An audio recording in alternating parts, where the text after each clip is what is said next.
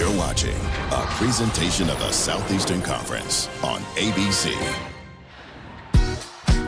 On a bright and chilly day in Tuscaloosa, Alabama, Bryant-Denny Stadium plays host to the 89th edition of the Iron Bowl, one of college football's greatest rivalries. So much at stake today for the fans, bragging rights for a year in the state of Alabama. For Jalen Milroe and the Alabama Crimson Tide, a must-win to keep their college football playoff hopes alive. And for Peyton Thorne and the Auburn Tigers, trying to earn their third straight win, which would make Auburn bowl eligible. You're watching the SEC on ABC, presented by Burger King. Auburn winners of 2 straight and 3 out of 4, now 5 and 6. Alabama comes in at 8-3, most losses in a season for the Crimson Tide since 2010. Sean McDonough along with Greg McElroy, delighted to have you with us. We'll be joined in just a moment by Molly McGrath. Greg, neither team has had the season so far it hoped to have, but a win in the Iron Bowl can minimize the pain for sure. In the case of Alabama, they were in control. The path was there for them to make it to the SEC championship game, but they lost last week in Oklahoma, scored only 3 points. They go as Jalen Milroe goes. Very quarterback dependent team, and you look at Jalen Milroe at his best against LSU, against Georgia, the way they ran the football with him at the centerpiece of this offense, downfield throws, they're electric. But when he doesn't play well like he did against Oklahoma, this offense can kind of grind down to a halt. So he's going to need to get off to a fast start, erase the performance from last week, 3 turnovers in that performance, and get off and feel good about the passing game and him using his legs in the run game as well. Hugh Freeze says he wishes the Tigers could start the season over again. They played their best football down the stretch, and that is particularly true of their quarterback. And Peyton Thorne has done a great job in the last few games being smart with the football. Got benched at some point earlier in the year because he continued to throw the ball into traffic. Really has cleaned that up, has also done a good job of featuring his own legs in the run game as well. So they're going to need to run the ball as well to take some of the pressure off the passing game. It's the first Iron Bowl for Alabama head coach Kalen DeBoer. He's with Molly McGrath. Coach, how does Jalen Milroe bounce back and be his best self today? Yeah, just do what he's capable of, and then the rest of us has to help him out too. We have to do our part. He just got to lock in on what he does best, make smart decisions, and, he's done it for many games, and so just go back to the basics. All right, thank you, Coach. Good luck. Yeah, thank you. Sean. Kalen DeBoer's Alabama Crimson Tide won the toss and deferred, so Alabama will kick off in front of more than 100,000. Peyton Thorne hoping this is not the last game of his college career.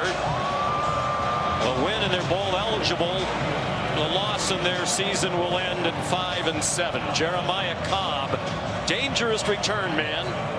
Back for the kickoff from Connor Talty, redshirt freshman from Chicago. Ordinarily a touchback kicker. That is a bit of a shank, it seemed, off to the side. Caught on the run and taken out of bounds. Here's Peyton Thorne as we look at today's impact players presented by the Home Depot. And for Auburn offensively, GWES Hunter, their running back, has to get at least 25 touches today in the run game. And Keandre Lambert-Smith, he's been the go-to guy all season long. The transfer from Penn State has been outstanding. Jahad Campbell at linebacker for Alabama, having to step up and really play at a high level because of the injury to Deontay Lawson. And then on the outside, you got Damani Jackson, who's going to have plenty of guys in coverage outside. They spread the field to start the game. Thorne, fifth-year senior, second year at Auburn after 3 at Michigan State. And he slides down. They'll mark him down where he started the slide at the 26-yard line.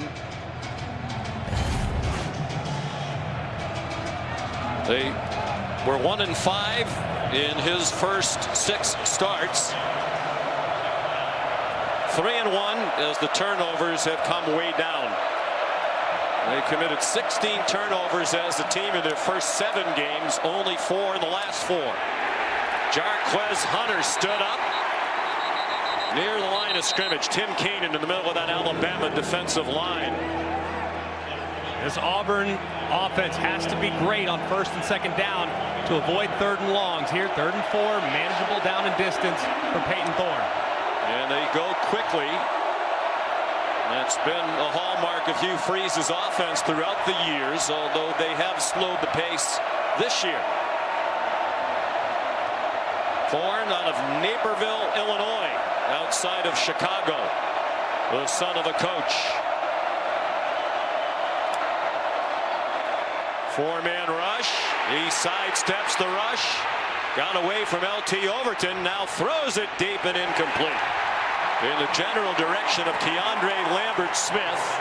Domani Jackson had the coverage for the Crimson Tide. And it's a 3 and out for Auburn. And a good start for Alabama's defense. They looked like they were going to be in pressure right there. They dropped out. Kane Womack, the defensive coordinator, is going to have to give Peyton Thorne a lot of different looks today. Showing pressure and dropping out, showing dropout, bringing pressure to confuse the quarterback.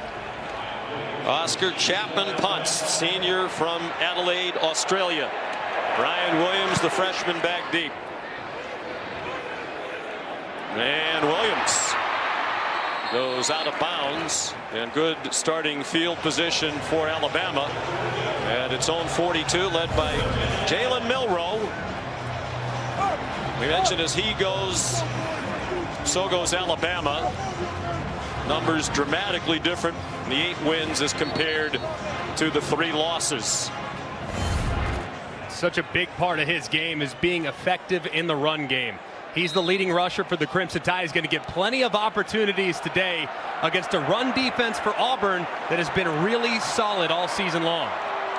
He rushed for just 7 yards in their loss last week at Oklahoma on 15 carries. Jam Miller, part of a 1-2 punch at running back with Justice Haynes. They've combined now for just under 1,000 yards for the year. And Miller got 5 on his first carry.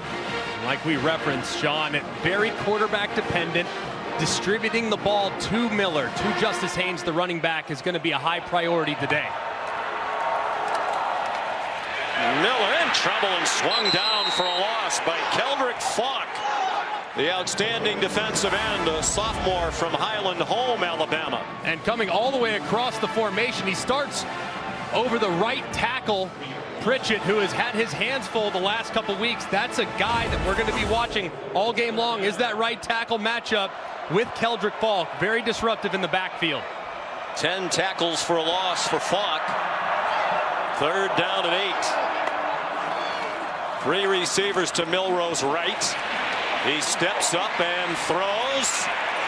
And Josh Cuevas lunged for the line to gain. It looks like he has the first down. He does by about the nose of the football, and Alabama lines up quickly. Just a good job by Jalen Milroe going through the progression, getting to his check down, and finding a first down.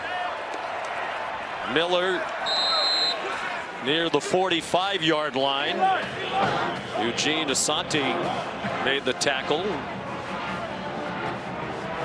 And they're going quickly again. Just 3 points at Oklahoma last week. Here comes a blitz, and Milroe got dumped as he threw. Sylvester Smith coming from his star position on the blitz. Another very aggressive call by DJ Durkin on 2nd down to make it 3rd and long for Jalen Milroe. But in plus territory, Jalen Milroe's legs have been very effective. So DJ Durkin's defense going to have to be really mindful of quarterback run. They'll always have a quarterback spy on Milroe.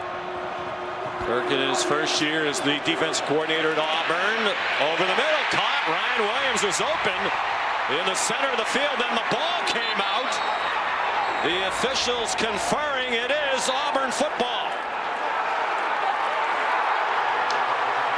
Eugene Asante came up with the football.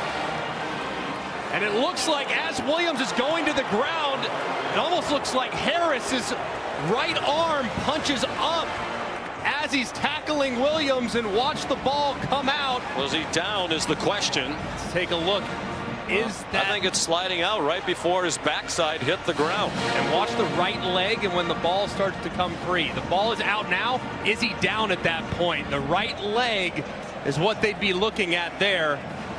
Man, it doesn't look like there's enough video evidence to potentially overturn it. Ken Switzer is the replay official. Kalen DeBoer's out on the field. He wants to know if they're taking a look at it. Of course they are. They always do. The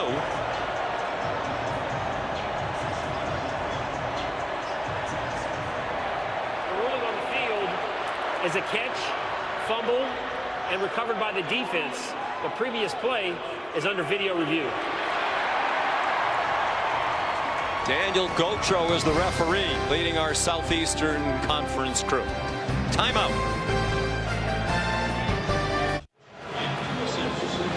While we were away, Daniel Gautreaux, the referee, announced that the play stands as called. Not conclusive evidence to overturn it. It is the first career lost fumble for Ryan Williams.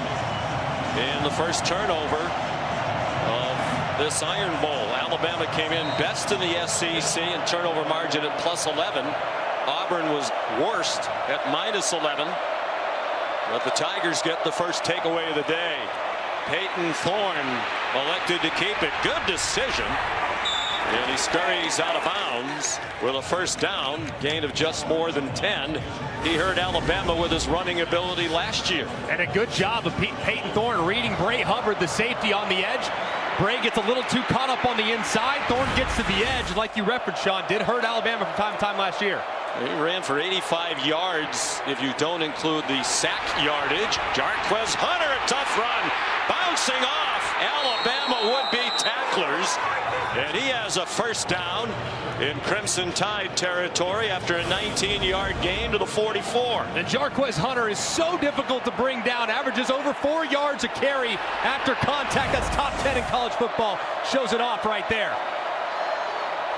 Many coaches in this conference believe he's the best running back in the SEC. He carries again, went over 1,000 yards for the season in their 4 overtime win at home last week against Texas A&M. Since late October, he's averaged 140 per game, including his career high 278 against Kentucky, 4th most in a game in Auburn history. Jarquez Hunter needs to get at least 25 touches today. Has not been featured enough in the run game because of some of the RPO decisions that Peyton Thorne has made, so he's got to hand the ball off. And they've also been prolific in the passing game the last couple of weeks. Thorne forced back and throws it away. In fact, in the last 2 games, both of them wins out of conference against Louisiana Monroe. And then the win for Hugh Freeze last week, his first against a ranked opponent in 2 years at Auburn. They had a 100-yard rusher in Hunter and 2 100-yard receivers in each of those games, Keandre Lambert-Smith and Cam Coleman. First time that's ever happened in back-to-back games in Auburn history. A 100-yard rusher and 2 100-yard receivers.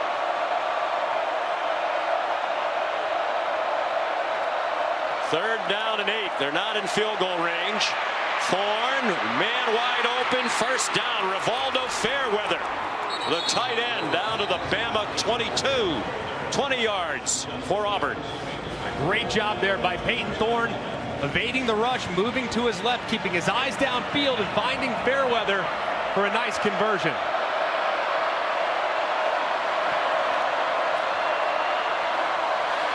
Thorne keeps, throws out wide for Malcolm Simmons, the true freshman from Montgomery, Alabama. No gain on the play. Simmons, part of a talented freshman class. They had one of the best recruiting classes in the country in this class of 2024, and they have another top 5 coming for Coach Freeze and his staff next year. Very young roster that has had some growing pains this year, but is really talented at several positions. Particularly at wide receiver, which was not a strength of their team last year. And Fairweather, the tight end, was their leading receiver. Thorne kept it and got dumped by Quay-Russaw. Alabama's defense playing without Deontay Lawson today, the outstanding linebacker who had surgery for a lower leg injury suffered last week in the loss at Oklahoma. That really elevates the importance of Justin Jefferson, number 15, and Jahad Campbell. Those two guys replacing an All-American contender in Lawson's a really tall task. And here on third down, it should be about the defensive front, the pass rush to put some pressure on Peyton Thorne in 3rd and long.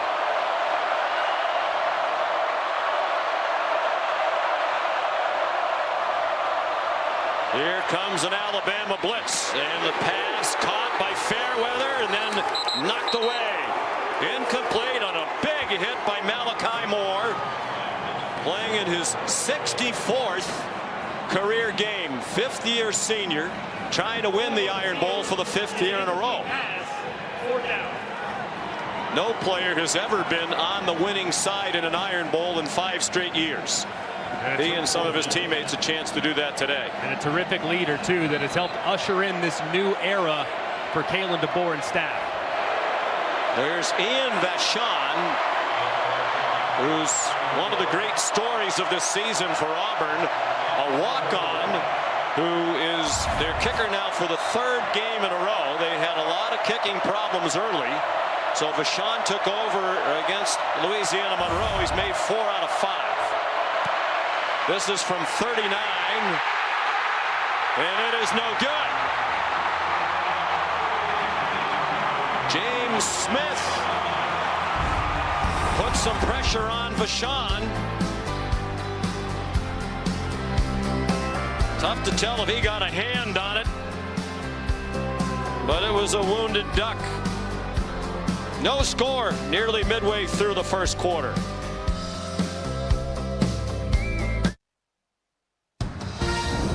The SEC on ABC is presented by Burger King.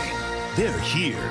3 new delicious Whopper sandwiches created by fans. Get to BK now. And in part by Fairfield by Marriott. Enjoy the home field advantage at Fairfield. So many wild games in this rivalry, including last year at Jordan-Hare Stadium, 4th and 31. And Jalen Milroe found Isaiah Bond with 32 seconds to go to seal the miracle win for the Tide, 27-24. Jalen Milroe said he was happy that Auburn basically didn't rush anybody. It looked like they rushed 2. Gave him all day to find somebody. Here's C.J. Dupree, the Auburn tight end, across the 40 to the 41. Eugene Asante made the tackle, a pickup of 20. Alabama using a little tempo, trying to get this offense to life after last week's performance. Well blocked, deep throw, and it's over the head of Jeremy Bernard, their 2nd leading receiver, with Kayan Lee in coverage. So the field goal drama continues for Auburn. And a great kicker last year. Alex McPherson didn't miss a field goal all year, but he has been suffering through a serious gastrointestinal illness. They tried Towns Magoo, a freshman. He struggled. So Vachon got the call, and Hugh Freeze coaching him up after the miss.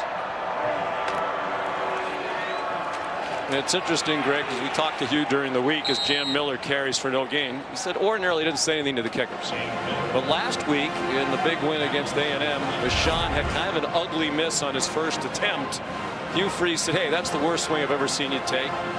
You'll do better next time. He made 2 big field goals in the win, including one in the final seconds of regulation to send it to overtime, another one in the overtime. He was at Birmingham Southern last year. They shut down the university. He was a roofer over the summer, thought his college kicking was over. Jalen Milroe pulls it down. The ball's out as Keldrick Falk stuck an arm in, and Bama got it back. Recovered at the 42-yard line by the center, Parker Brailsford. And there is a flag. Illegal formation. Offense. Number 57 was not lined up on the line of scrimmage. The penalty is declined. 4th down. It's Elijah Pritchett, the right tackle, who has struggled for a lot of the year, and penalties have been an issue throughout the season as well for Alabama. And you know, DJ Durkin, the defensive coordinator, has been telling his defensive line all week long, hey, you cannot be too aggressive in your pass rush. This time, Keldrick Falk, he sees Jalen Milroe take off, he recovers and strips the ball. Great play. James Burnham, terrific punt. And Malcolm Simmons makes a fair catch inside the 10. 51-yard punt by Burnham, punting in his 54th straight game for the Tide. You're watching Rivalry Week, presented by Fairfield by Marriott. Welcome back to a great rivalry tonight. Texas and Texas A&M at 7:30. Saturday night football presented by Capital One, the first meeting since 2011. They met every year from 1915 to 2011 before A&M moved to the SEC. The winner of that one goes on to take Georgia in the Southeastern Conference Championship game next weekend in Atlanta. No score here. Auburn from inside its own 10, and Peyton Thorne throws incomplete for Cam Coleman, with Damani Jackson, the USC transfer, in coverage. That'll be a matchup that Alabama has to win today. Damani Jackson's a tough draw, especially the way Cam Coleman has played these last few weeks. At 6'3", he's very effective in the jump ball situation. Damani Jackson very, very physical. He's going to have to match up and neutralize that advantage. Coleman's a true freshman, one of the top recruits in the country coming into college football this year. He has really come on lately. They throw it out wide to him. He was plagued by some drops earlier in the year. Hugh Freeze said he was still learning how to run routes. For the last couple of weeks, he's been terrific. Back-to-back 100-yard games, and has doubled his catch total for the year. 3rd down and 8. Thorne's 3 out of 7 for 23 yards. 23 years old, a graduate of Michigan State, where he was a 2-time captain. He's in his 2nd year as the captain of the Auburn Tigers. One of them throws deep down the middle, double coverage, and broken up by Malachi Moore. He's trying to get it to Malcolm Simmons, and it'll be another 3 and out for the Auburn Tigers. So far, Peyton Thorne and Auburn, they've been in multiple 3rd and long situations, and coming in to this game, they've been one of the worst in the country on 3rd and 7 or more. They're 97th in college football in conversion percentage when they get long down and distance. They have to be better on 1st and 2nd down moving forward, because they can't make a living like that. Oscar Chapman, uncharacteristically a couple of shanks last week against A&M. And this one's out of bounds just across midfield. They'll mark it at the 48-yard line. Here's Kevin Nagandi. Sean, good afternoon. With Ohio State losing, a Penn State win clinching a Big Ten championship game berth. But here we go, Boog. Maryland taking the lead. I love it, Kev. Empty formation, little slot fade to the corner. Lovely throw and catch there. MJ Morris to Caden Prather, 25 yards right now. Terps up 7-3. And we're keeping an eye on the Miami-Syracuse game over on ESPN. A Canes win. They'll clinch a spot in the ACC title game. Back to you. Well, they'll take on SMU. Clemson would go to the ACC championship game with a Miami loss. Jam Miller delivers a stiff arm and then gets knocked out of bounds with a 1st down at the 38-yard line of the Tigers. The 14-yard run. Austin Keys delivered the hit, but a nice run by Jam Miller. That's now 5 carries for Jam Miller here in the early going. A guy that averages only 9-10 carries a game, so featuring him early takes some pressure off Milroe in the passing attack.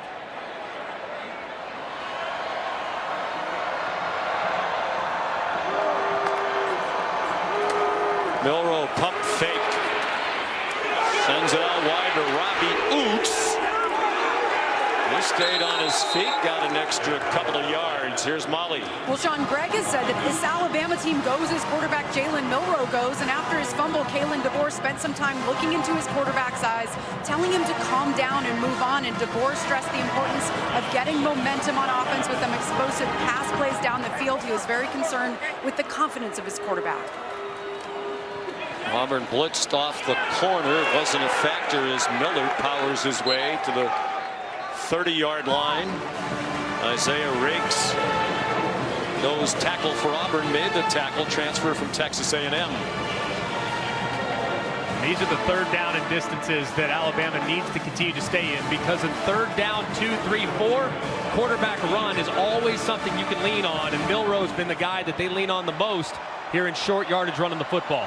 Nick Sheridan is the offensive coordinator. 4 minutes to go in a scoreless first quarter. Milroe, first down inside the 20. He followed Jam Miller, who was a lead blocker, and it's a pickup of 11. And really nice job too. Jam Miller, they fake the handoff, and then he becomes basically the fullback and goes and gets a piece of the end man on the line of scrimmage. Milroe hitting it up inside. He really hit that hole harder and more vertical than he did at any point last week. So encouraging to see how aggressive he approached that third down. The fake to Jeremy Bernard. Milroe with some room outside. Milroe, touchdown!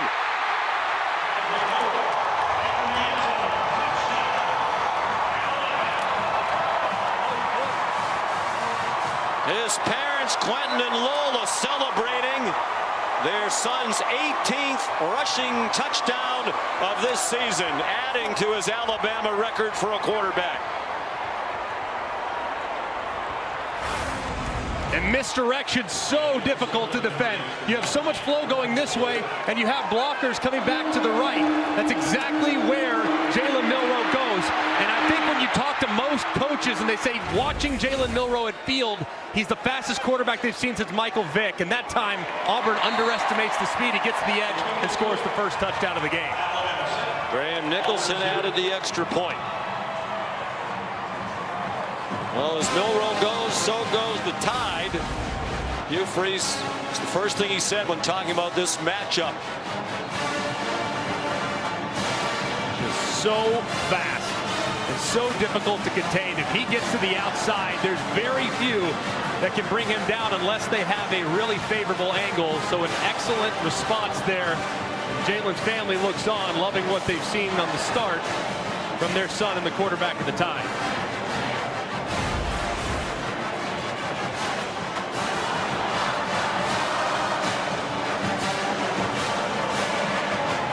Three losses. He has not been a factor at all in the run game. Just 28 yards total at Vandy, at Tennessee, and last week at Oklahoma. In the wins, nearly 6 yards per carry, including the tremendous game at LSU when he rushed for 185 yards and 4 touchdowns. Connor Talty kicks off. Jeremiah Cobb is back deep.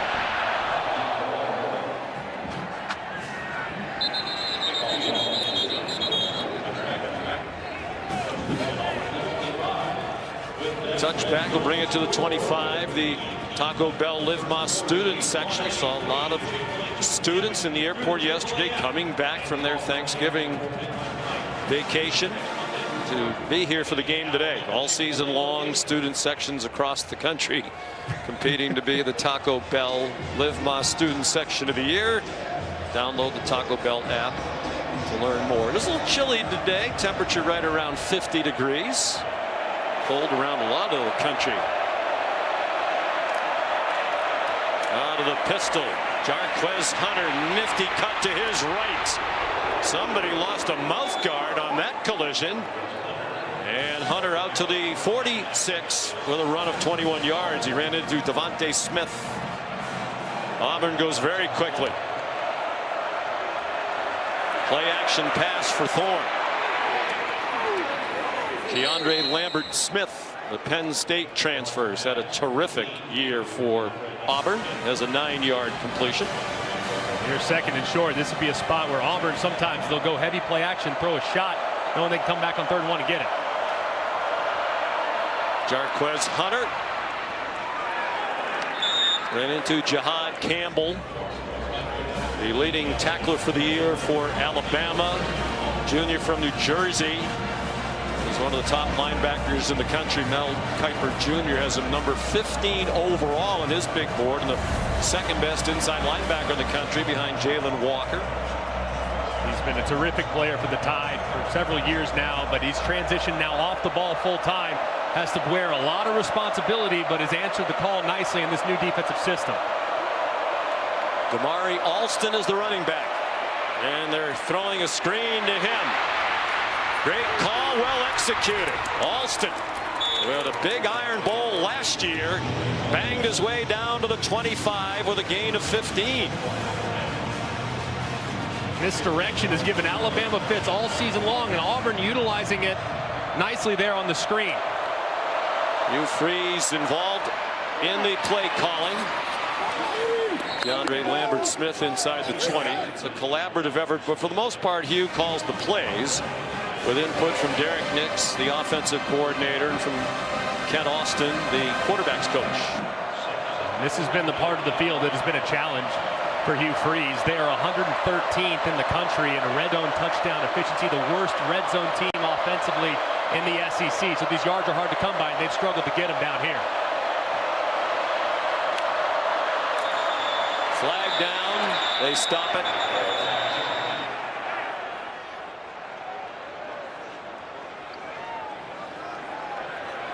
False start. Offense, number 52. 5-yard penalty. Remains second down. Dylan Wade, the left tackle, transfer from Tulsa. Took over at left tackle. That was a problem spot early in the year. He's the third different left tackle to start for Auburn this year. And since he's moved out to left tackle, it's really solidified things. They're not a top group in the SEC or in the country by any means, but they're not a huge liability like they were in some of the other left tackle combinations that they'd use. So Wade's really stabilized that side of the line.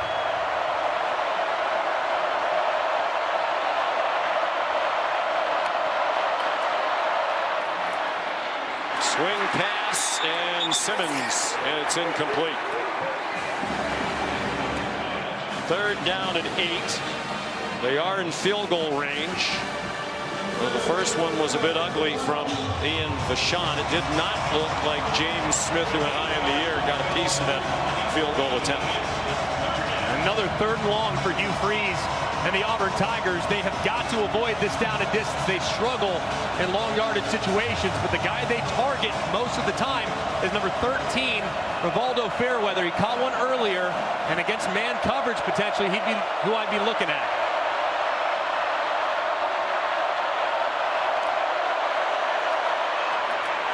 Quick hitter, Simmons spinning around. He's down short of the first down by about 4 yards, so a decision to make for Hugh Freeze. Jamarian Latham made the tackle, and he's already made the decision. The offense is staying on the field.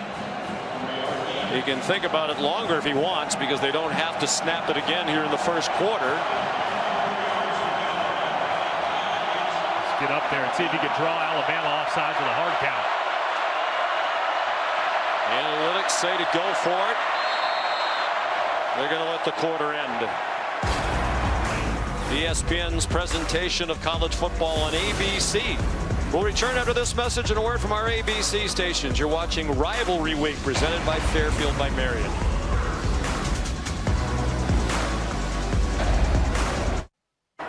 Coach, how do you convert on 4th down here? Get the right call and protection. You know, obviously we're moving the football. We should have 3 points, and we got to score touchdowns when we get down here, though. So we need to convert this for sure. All right, thanks, Coach. Yep, thank you. They have moved it. They've outgained Alabama 121-104. This will be the 8th play of this drive. 4th down and 4 from the Bama 19. Jarquez Hunter, the running back, on the right hip of Thorne, who looks to the sideline for help. He has 3 wide receivers to his right, and Coleman tight to the left. Apparently single coverage from Damani Jackson. Thorne on 4th down. There's a flag down. He lofts it. Incomplete. Holding. Offense number 72. The penalty is declined. First down, Alabama. Xavier Miller, the right tackle.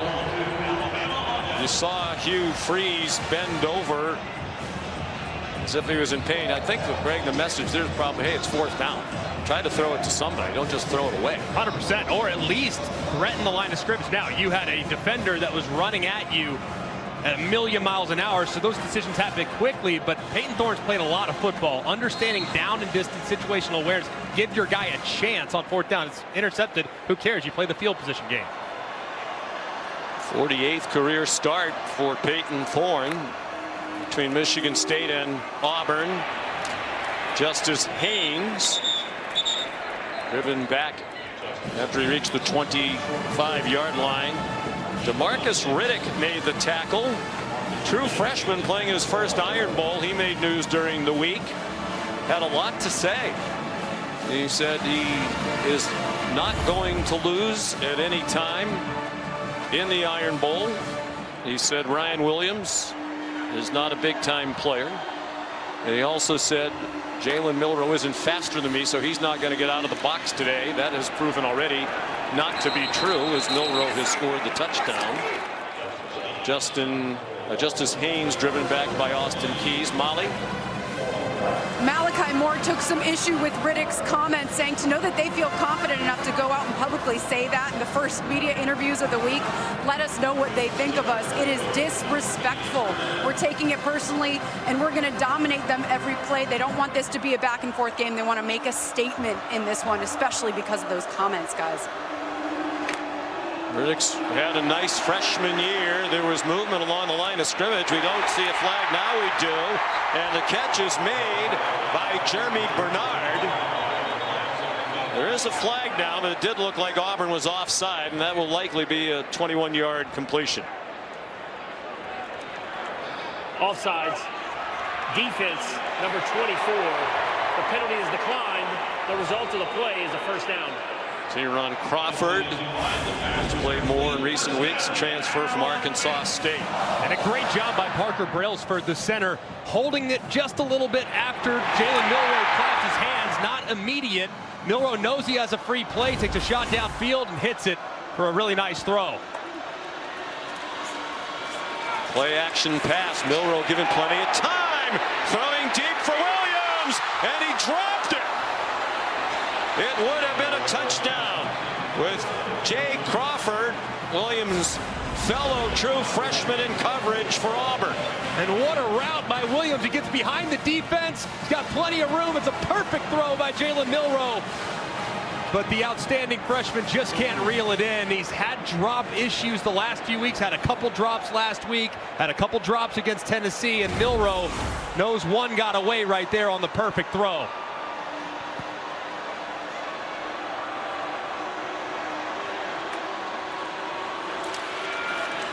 Milroe short this time and over the head of Jam Miller. Well, as Milroe goes, so goes Alabama. And so far, he's been terrific. That should have been a 55-yard touchdown. And he's already rushed for 31 yards on just 3 carries, including the only touchdown of the game. But you can't allow the drop to have an impact on your performance on the next play. And it felt like there, Jalen Milroe in frustration missed high and didn't really go through his mechanics. 3rd and 10. They're 3 out of 5 on 3rd down. Milroe. Bernard runs into the catch. Beautiful throw by Jalen Milroe, the redshirt junior from Katy, Texas. A 23-yard completion. This is a part of his game that has developed so nicely this year. The intermediate passing attack, especially from the far hash. And on 3rd and long, that is a perfectly thrown football in the direction of Jeremy Bernard. Terrific conversion. Timeout for an injured Auburn player. 7-0 Bama, tied on the move again.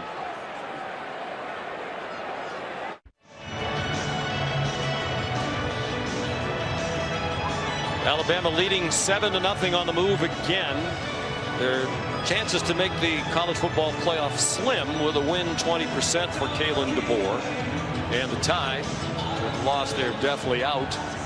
But as he said, this is a bunch last year that wound up in the 4-team playoff.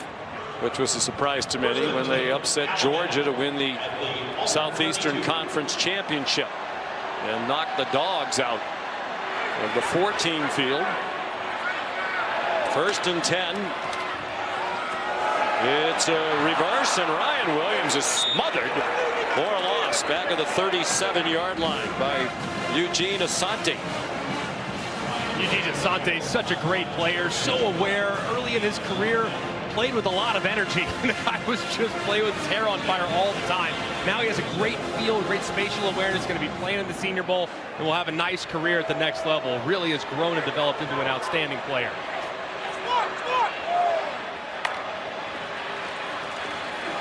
Milroe looked left, then pulled it down, and he got chopped down at the 35-yard line. A 2-yard gain. Jalen McLeod made the tackle. One of their best defensive players, transfer from Appalachian State. So it's 3rd down and 13, and they're on the fringe of field goal range for Graham Nicholson. An Auburn team that likes to really drop back in coverage here and play 2-man. Let's see if they decide to continue to drop out and play coverage, keep it in front of them.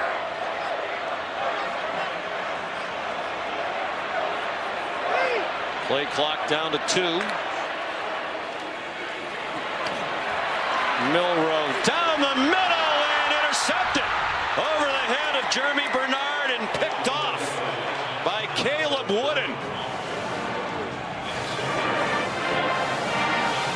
His first interception of the season. And it feels like Jalen Milroe just felt that presence against his right guard, Gio Vandemark. That's Keldrick Falk applying the pressure. He had to slide. Didn't like it at first. Recoiled, threw it again, and misses high, where Wooden's waiting there and behind the intended receiver and reels it in for an interception. It's a good effort by Jalen Milroe, but just an inaccurate throw that leads to Alabama's 2nd turnover. Wooden's a junior from Lawrenceville, Georgia. His first pick of the year, 2nd of his career. He had one in the Music City Bowl last year against Maryland. From their own 9, Jarquez Hunter squirts out to the 12. Tim Smith made the tackle. So that's 2 takeaways now for Auburn. Worst plus-minus team in the Southeastern Conference against the best in Alabama, but the Tigers are +2 today. They have to be better, though, on 1st and 2nd down to avoid 3rd and long. So far, they can't sustain drive, just 1 for 5 on 3rd down. So need to make this 3rd down more manageable here for Peyton Thorne. Hunter.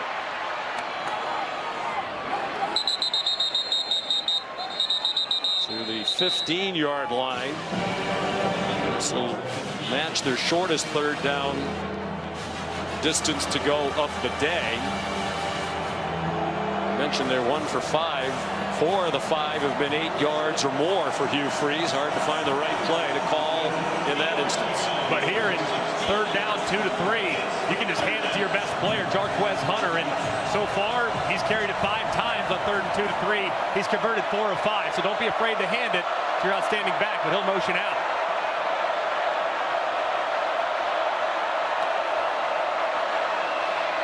Thorpe fires. Cam Coleman, 1st down, out to the 23-yard line for a gain of 7. Coleman, Ryan Williams of Alabama, and Jeremiah Smith now at Ohio State, the top 3 wide receivers coming out of high school into college football this year, and they've all been terrific. Here's Keandre Lambert-Smith. 1st down across the 40-yard line, where he was hit by Jahad Campbell. But that's 18 more for Auburn. Keandre Lambert-Smith's been so great for this Auburn team all year long. You knew they were going to be young. They had to go to the portal, add a guy that had played before but had never really been that go-to guy. He developed into that here at Auburn and has really brought the youngsters around him up to his level, and you're really seeing the light go on for Cam Coleman and company down the stretch as a result. Although Fairweather, the tight end, was the motion man. Thorne on target to Malcolm Simmons. He can run. He got hit out of bounds, and they'll tack 15 on from the 28 where he went out. A late hit by Malachi Moore. 31 yards on the play, 15 more. Play. Personal foul, late hit out of bounds, defense number 13. The penalty will be enforced, half the distance for goal from the end of the run, first down. Pretty clear there as Malachi Moore, I think he probably thinks he's staying in bounds, but either way, Simmons is out of the field of play when Malachi Moore initiates the contact. It was pretty bang-bang. You got to be careful, though, as you approach the sideline, especially the opposing sideline, if you're Malachi Moore. So bang-bang play that Bama fans are frustrated with, but it's understandable why they got the call. Crowd's booing. Malachi Moore engaged Simmons while he was still inbounds. Thorne has a receiver open. He missed him. Over the head of Keandre Lambert-Smith. Let's bring in Bill Lamagnier, our rules expert, and get your opinion, Bill, about this. Well, initially on the first look, it looked like it had to be out of bounds. But when we look at it again, he's still got a foot inbounds. The other foot has not stepped out of bounds yet. It looks bad, but it's not a foul. All right, Bill, thank you. The crowd agrees with you. Second and 10. Auburn's moved the ball. They're up to 184 total yards. There is a flinch along the offensive line. False start. Offense, number 55. 5-yard penalty remains. Braden Joyner, the redshirt freshman left guard from Anniston, Alabama, who became a starter midseason. Yet again inside the red zone, and Auburn makes a mistake, backs themselves up. For Peyton Thorne, they have to be better on this part of the field. The blitz. Thorne flushed to his right and throws it away. Earlier in the year, he was the poster boy for their turnover troubles. It actually cost him the starting job briefly. He was replaced as the starter against New Mexico and Arkansas in games 3 and 4. But when Hank Brown had difficulty, Thorne returned and has played well down the stretch. Coming off a 301-yard passing game against Texas A&M. They need to hurry up. I mean, they're under 10 on the play clock here, and going to use a timeout.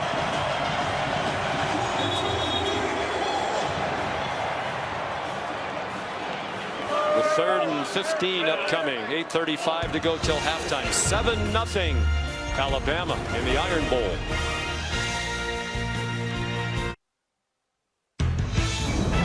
The SEC on ABC, presented by Burger King, is brought to you by T-Mobile.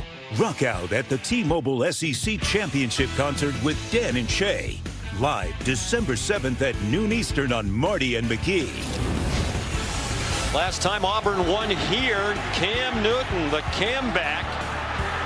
They were down 24-0 in the second quarter. Auburn rallied to win 28-27 on their way to winning the national championship.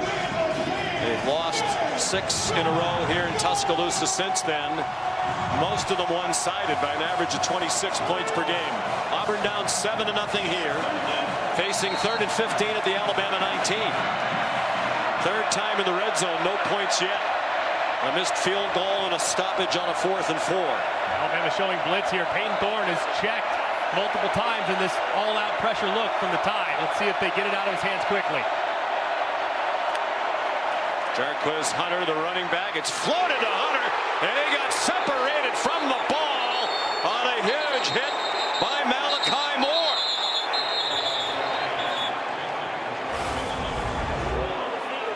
It's an incomplete pass. 4th down. And just a great job by Malachi Moore. He sees it all the way. They go with a little bluff route. Alabama did the exact same route against Tennessee earlier in the season. And Malachi Moore sniffs it out. He's clearly seen his own offense run it multiple times. He makes the play, dislodges the football, and forces the field goal from Auburn. So it's Ian Vachon, who missed earlier from 39. This is from 37. Rallied from a poor attempt last week against Texas A&M, and he does it again here today. Line drive kick to get Auburn on the board. Only Notre Dame has had a worse field goal percentage as a team than Hugh Freeze's Auburn Tigers this year. Sean has improved that percentage in recent weeks. Kick off your NFL Sunday at 10 a.m. with the Countdown Crew on ESPN and the app. They'll have all the early breaking stories, injury updates, previews of each game right up to kickoff. And then Monday Night Football comes your way at 8 p.m. Eastern on ESPN, ESPN Deportes, and ESPN Plus. Cleveland Browns and the Denver Broncos. Bo Nix started his college career with the Auburn Tigers. How about his play of late? And he has the Broncos at 7-5, playing in their first home game in Denver on Monday night since 2020. He has transitioned beautifully, hadn't he? He thought it was going to be a runaway Jaden Daniels for the Rookie of the Year, but with how Bo Nix has played these last few weeks, I think it's going to be a much more difficult argument at the end of the season. Kendrick Law back deep for the kickoff from Towns Magoo, the true freshman from Auburn, Alabama. One of the top high school kickers in the country. Last year, they think he has a bright future, but he had his difficulties, so Bashan has taken over. Kendrick Law down at the 25-yard line. Here's Kevin. Sean, let's go back. This update here with Maryland and Penn State. And here comes the Nittany Lions at one point down 7-0 now, and they're rolling. Yeah, the offense is humming. The defense is attacking. They're doing whatever they want. Tyler Warren dominating the football game. 24-7, Penn State with the lead. Meanwhile, Miami now that lead cut down up 21-14 on the road at Syracuse on ESPN. No surprise that's a high-scoring game. Two of the most prolific passers in the country this year, in Kyle McCord and Cam Ward. Jalen Milroe straight ahead for 3 yards. Teron Crawford made the tackle. We mentioned Jalen Milroe's a redshirt junior. He could come back. He's highly touted. Mel Kiper has him rated the 3rd best quarterback in next year's draft, should he choose to enter it, behind Shedeur Sanders of Colorado and the aforementioned Cam Ward of Miami. We asked Jalen Milroe if this was his last year of college football the other day. Just laughed, and he escapes. And that's one of the reasons he is so highly regarded. Among those 3 top quarterbacks on Mel's board, by far the best dual threat. And the right tackle, Elijah Pritchett, with his hands full again, but somehow Milroe's able to escape and turn what would have been a sack for many into a positive gain. Teron Crawford whiffed on the chance for the sack. Jam Miller tackled by the freshman defensive back Caleb Harris. Those are the things that Jalen Milroe is just so difficult to defend. I mean, you have a perfect play called, you win the snap, and somehow he does the miraculous and makes a play out of it. Short throw, Robbie Oops, the senior from Rock Hill, South Carolina. Bama first down into Auburn territory at the 49, a gain of 10. So far, the tight ends have been a big part of this game plan for the offensive coordinator, Nick Sheridan. C.J. Dupree's got a target. Oots has 2 targets. Josh Cuevas has a target already. And Sheridan, he coaches that position group, so he's proud of that group, trying to feature those guys against these linebackers early.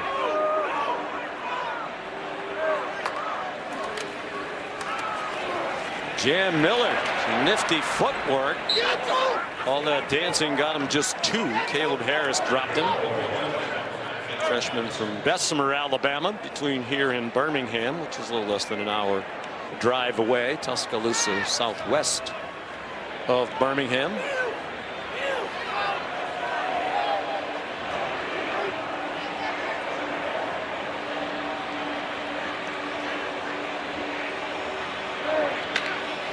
Auburn blitzes. Well defended. Here's another throw to a tight end, Josh GWES. First down inside the 30, 20 more for Alabama. And a really nice job. This is another play where they feature the tight end. He pretends like he's going to block for a half second and then takes off vertical. Auburn drops him in coverage, and it turns into another big play for GWES. 5 of Milroe's 8 completions to tight ends. They don't generally feature the tight end.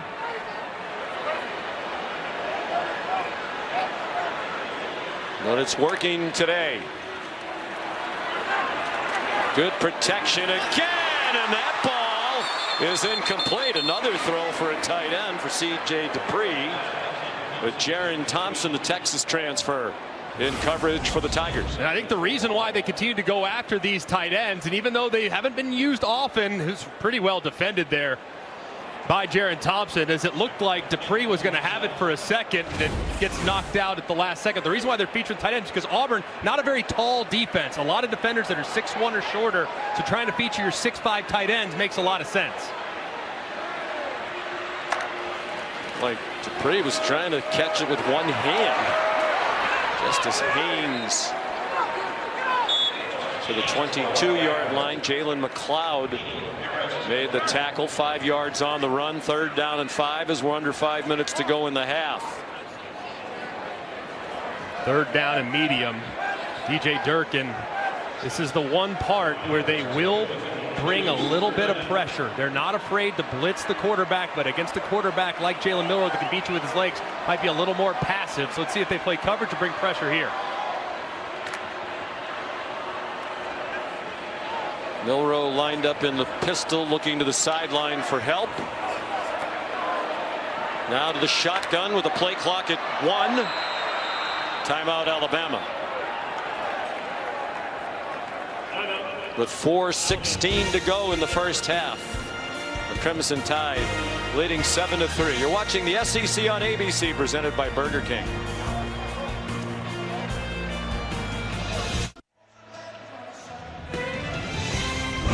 You're watching the SEC on ABC. From Tuscaloosa, Alabama, the 89th Iron Bowl. Admit every year since 1948. Auburn 3 trips to the red zone, but only 3 points. They really haven't done much with the 2 Alabama turnovers. Jalen Milroe's had a good day. 172 total yards, 126 passing, 46 rushing, and the game's only touchdown. Engineering this drive, 9th play. They started at their own 25. Jeremy Bernard, first down. And finally swung down near the 6-yard line by Jay Crawford. 1st and goal, Crimson Tide. I'm not really sure what DJ Durkin's defense was thinking. They're playing way too soft, allowing an easy catch and run for the conversion. Watch for quarterback run here, though. That's where they like to use Jalen Milroe. Marked it back at the 7. Just as Haynes got 1.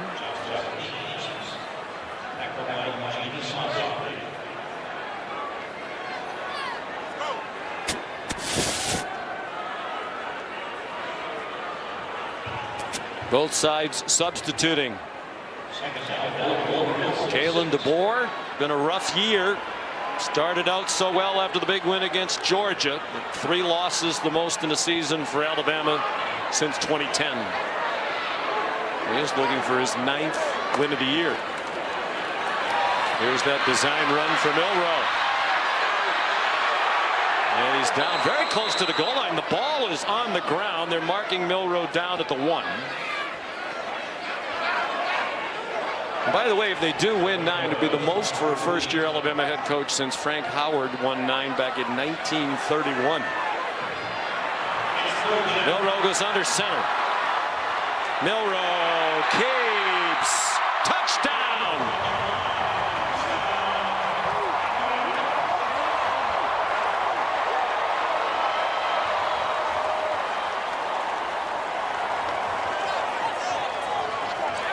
His 2nd of the day. His 19th of the season. 32nd of his career. Both are Alabama quarterback records.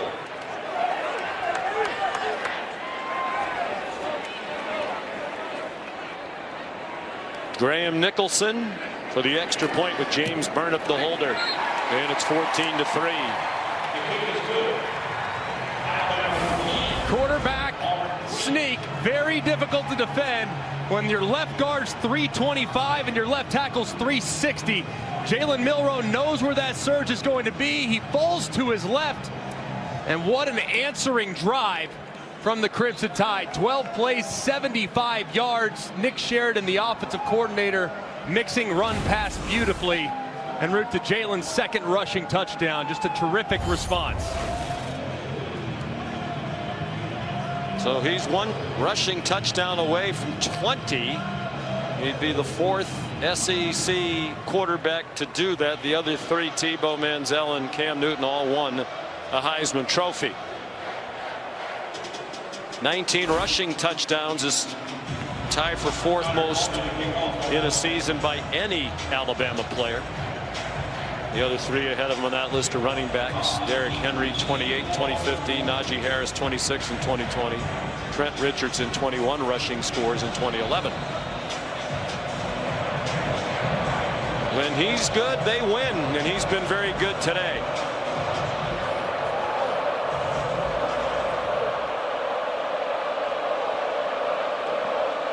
Connor Talty kicks off. Jeremiah Cobb back deep.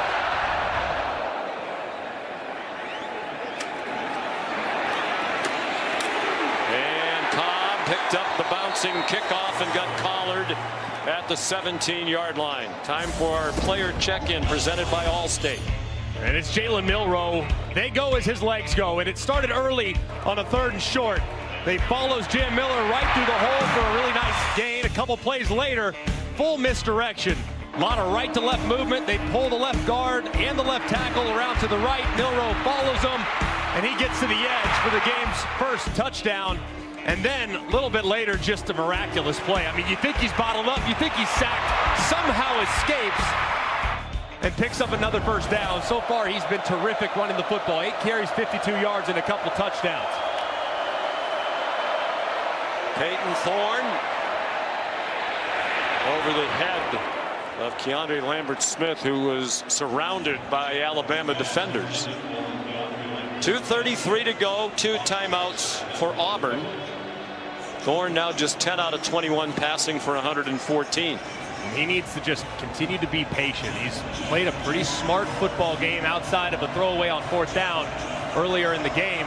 But just because it's a 2-score deficit now, you can't start forcing it into coverage like he did right there. Lucky he missed, or else that could have been picked.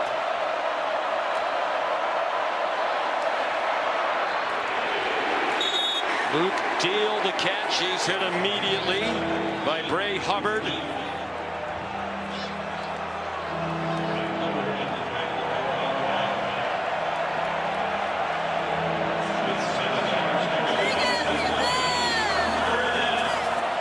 Luke Deal playing in his 65th career game for Auburn. That is the school record. He got 3 on the catch. They'll take it to the 2-minute warning. 2-minute timeout. With Alabama leading 14-3.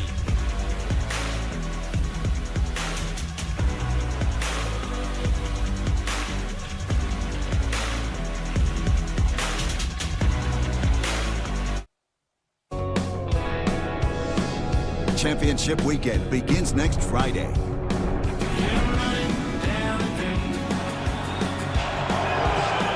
And already an impactful day with an eye toward the championship games next weekend.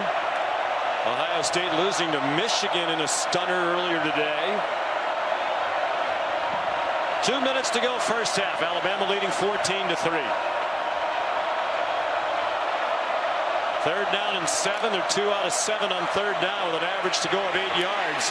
Thorne in trouble, had to throw it away as he was pressured by Jamarian Lathan.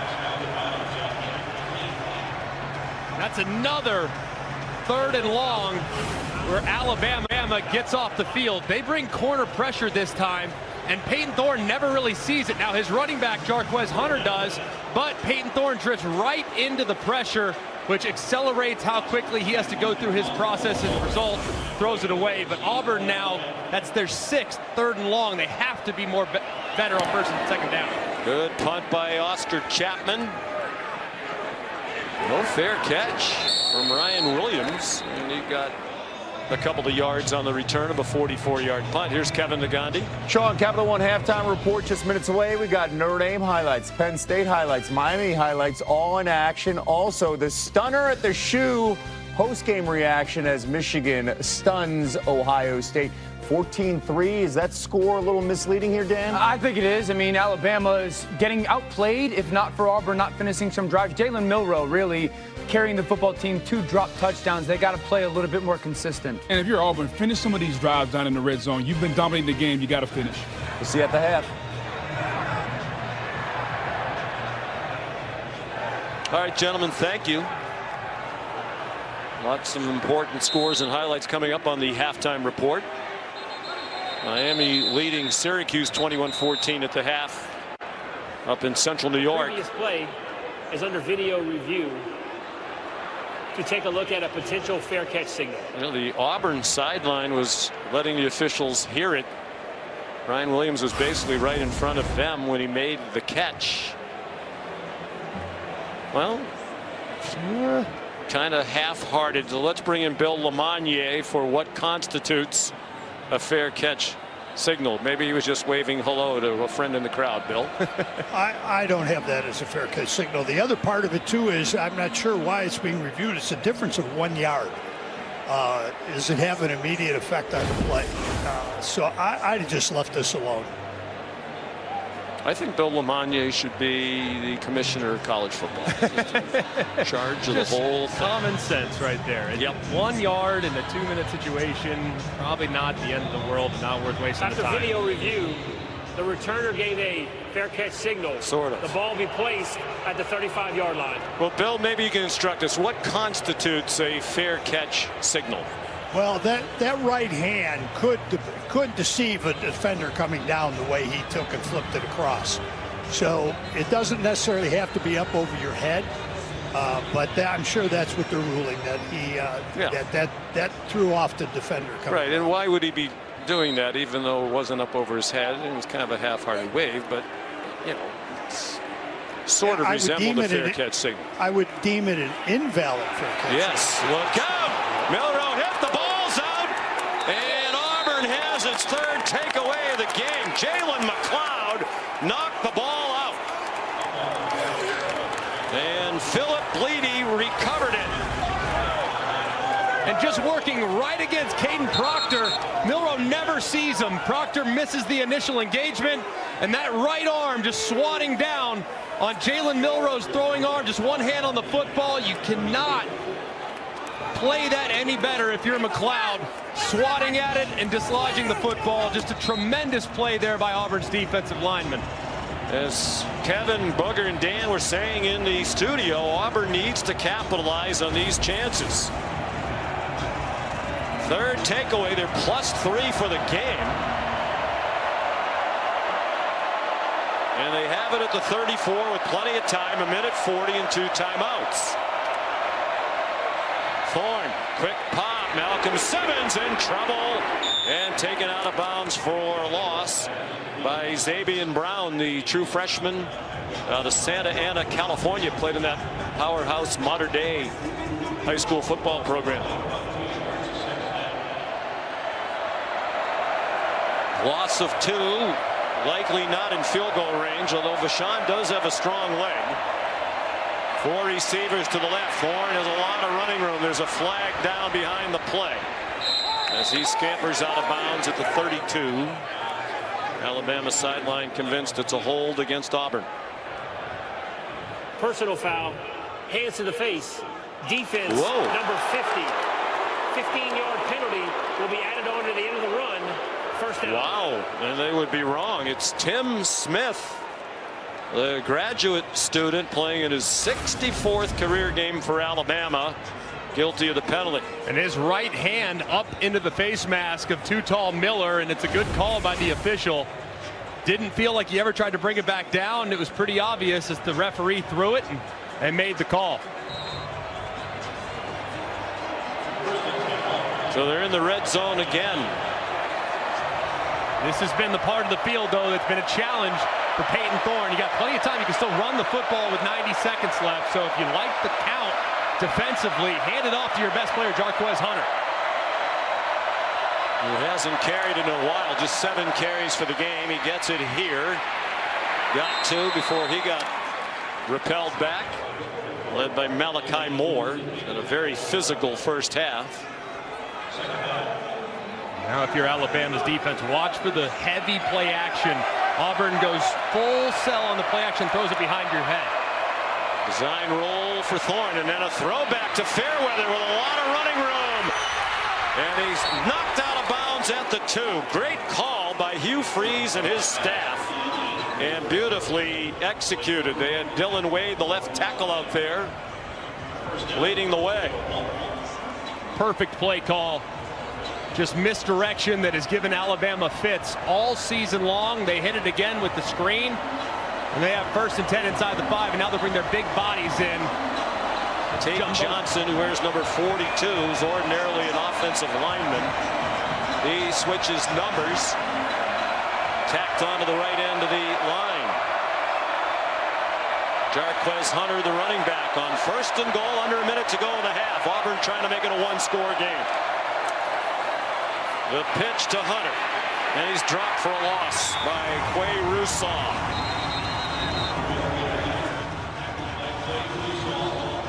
Timeout, Auburn. It is their second. It will be 30 seconds. And that leaves Auburn with 1 with 52 seconds to go. Sean McDonough and Greg McElroy entertaining Iron Bowl. I think if you're an Auburn fan watching this right now, you're a little frustrated, but the mood could change if they can find a way to punch one in here. Yeah, I mean, you really look at both sides. I mean, missed opportunities for Alabama and for Auburn. Auburn, when they've gotten into the red zone, drives have stalled. They've gone backwards a couple times when they've gotten in the red zone. They missed a field goal. And Alabama with a couple of pivotal drops that would have been touchdowns. So really the first 30 minutes has been a kind of a story of who's made the biggest mistake. Hugh Freeze, Peyton Thorne trying to get bowl eligible. They had a 6-6 regular season last year after the excruciating loss in the Iron Bowl. Then lost to Maryland in the Music City Bowl. Trying to get to 6-6. Peyton Thorne wants to play in one more game.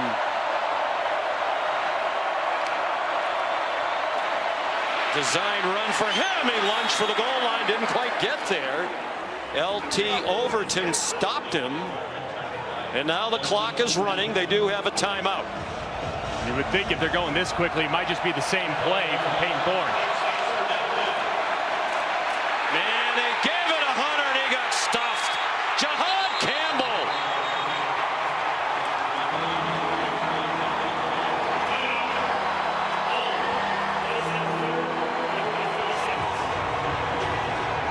And Hugh Freeze has a decision to make on 4th and goal from the 2. And sometimes when you are going so fast and you're trying to rush to the line, you have to be mindful of the clock naturally, but you also have to make sure that everybody up front understands the assignment. That time, Rivaldo Fairweather and the left tackle, Dylan Wade, were just blocking together. Meanwhile, Jahad Campbell's right off the edge at 100 miles an hour and makes the play in the backfield. So what now? If you're Auburn, you've mentioned their red zone struggles throughout the year. Where do they go? I think you go for it here for sure. They've gone for it already earlier in the game. And I would probably, right hash is a little bit trickier, but I would get Peyton Thorne outside the pocket. I would see if I can get a run pass option with Peyton Thorne, and I'd try to work it to the right if I could, but if I have to go to the left, it's no problem. Huge play here. Hunter, the running back, and a timeout called by Alabama. Timeout on defense. Alabama. It is their second. It will be 30 seconds. For Kalen DeBoer, the 50-year-old South Dakota native. This is the 4th trip into the red zone for Auburn. Trying to put a 1 in that touchdown column. just absolutely needing to pay this off, too. I mean, short field defense has played great. 3 turnovers forced in the first half, and not a lot to show for it. So this right here would be a huge boost to morale if Auburn can somehow pay this off on 4th and 2.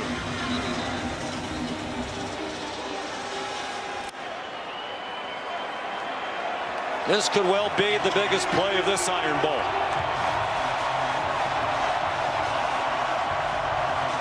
Late substitution on defense. Jamarian Latham comes on for Alabama. Hunter, the running back. Peyton Thorne out of the gun. They're 0 for 1 on 4th down. Got stopped on a 4th and 4 in the red zone. Trying to draw them offside. They don't have a timeout to use. So they're either going to snap it or take a penalty. 2 seconds on the play clock. They take the delay of game. Wow. Offense. 5-yard penalty. Remains 4th down. Well, it looked like it was by design. And if I'm an Auburn player fan, I don't like that. You're on the 2-yard line. It's the Iron Bowl. Score a touchdown. And Hugh Freeze earlier in the game already said field goals are not going to win this thing. Plus, you have a new field goal kicker. The ops has been slow already. Made one, missed one. It's a surrender. It really is. I mean, you're on the 2-yard line. I would have gone for it. I feel like that very sends surprised. the right I know they've message. struggled in the red zone. This is also no gimme either. 25 yards and good for Ian Vachon. There was a timeout called by Kalen DeBoer before the kick. Timeout. Alabama. It is their 3rd. It'll be 30 seconds. So Vachon will have to do it again. He never thought he'd be in the Iron Bowl. We mentioned it earlier. It was at Birmingham Southern as the backup kicker. Last year, he only kicked 2 field goals, made one of them. They dropped. Not only did they drop football, they dropped the school. They went out of business. He went in the portal. Said there wasn't a lot of activity for a Division III backup kicker. There was not a live ball period, and a team cannot call consecutive timeouts during one dead ball period. So then give him the field goal. So anyway, he was a roofer. And I thought his career was over. Auburn needed depth at kicker. They called him in the summer. He came down as a walk-on, never thinking he'd kick in a game. But here he is in the Iron Bowl with a low-line drive from 25 yards.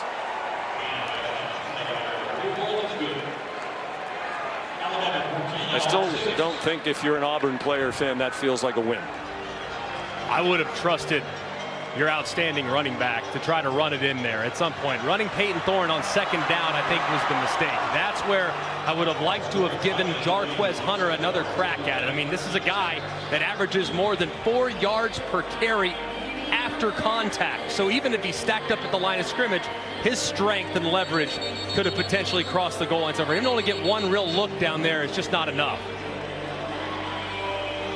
We understand he wants it to be a 1-score game. But as you said, GWES Hunter's their best player. Several of the coaches we've talked to around the SEC this year said he's the best running back in the league. He has 55 yards today on 10 carries. He's moved now into the top 4 all-time on Auburn's career rushing list. Moved past Ben Tate and Joe Cribbs. Now behind only Bo Jackson, Cadillac Williams, and James Brooks in that order on the all-time rushing list. As many great running backs as they've had at Auburn, he's had a tremendous career. Senior from Philadelphia, Mississippi. Likes to hunt and fish and ride horses. Towns Magoo. A touchback. There's the All-State playoff predictor.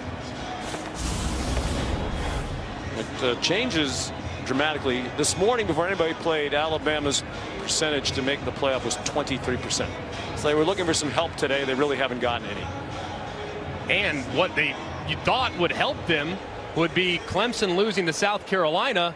It's actually dropped their percentage points just a little bit more. So some surprising results in the noon window, and it didn't affect their chances. Don't forget to go to ESPN.com/All-State Playoff Predictor to check out your team's chances to make the college football playoff. There's still hope for Alabama, but it must include a win for Kalen DeBoer's team today. 3 Alabama turnovers and only 2 field goals to show for Auburn. Here's Molly. Coach, what has your defense done to challenge them in the red zone? Yeah, I mean, making them earn it, not giving in. And so, a lot of execution is what it comes down to, but it's a mindset where it all starts. Some critical drops and turnovers from your offense. How do you get that group into a rhythm and stay in a rhythm? Yeah, that's the thing. We got some balls that would be in the end zone, and then turnovers are the big thing. So there's going to be physical mistakes, but got to be better. It's everyone. It's not just one person. So guys are competing, and we get the ball to start. So we'll get after it. Thanks, Coach. Yeah, thank you. Our score at halftime is Alabama 14. and Auburn 6. We'll send you to the studio for the Capital One halftime report after this message and a word from our ABC stations.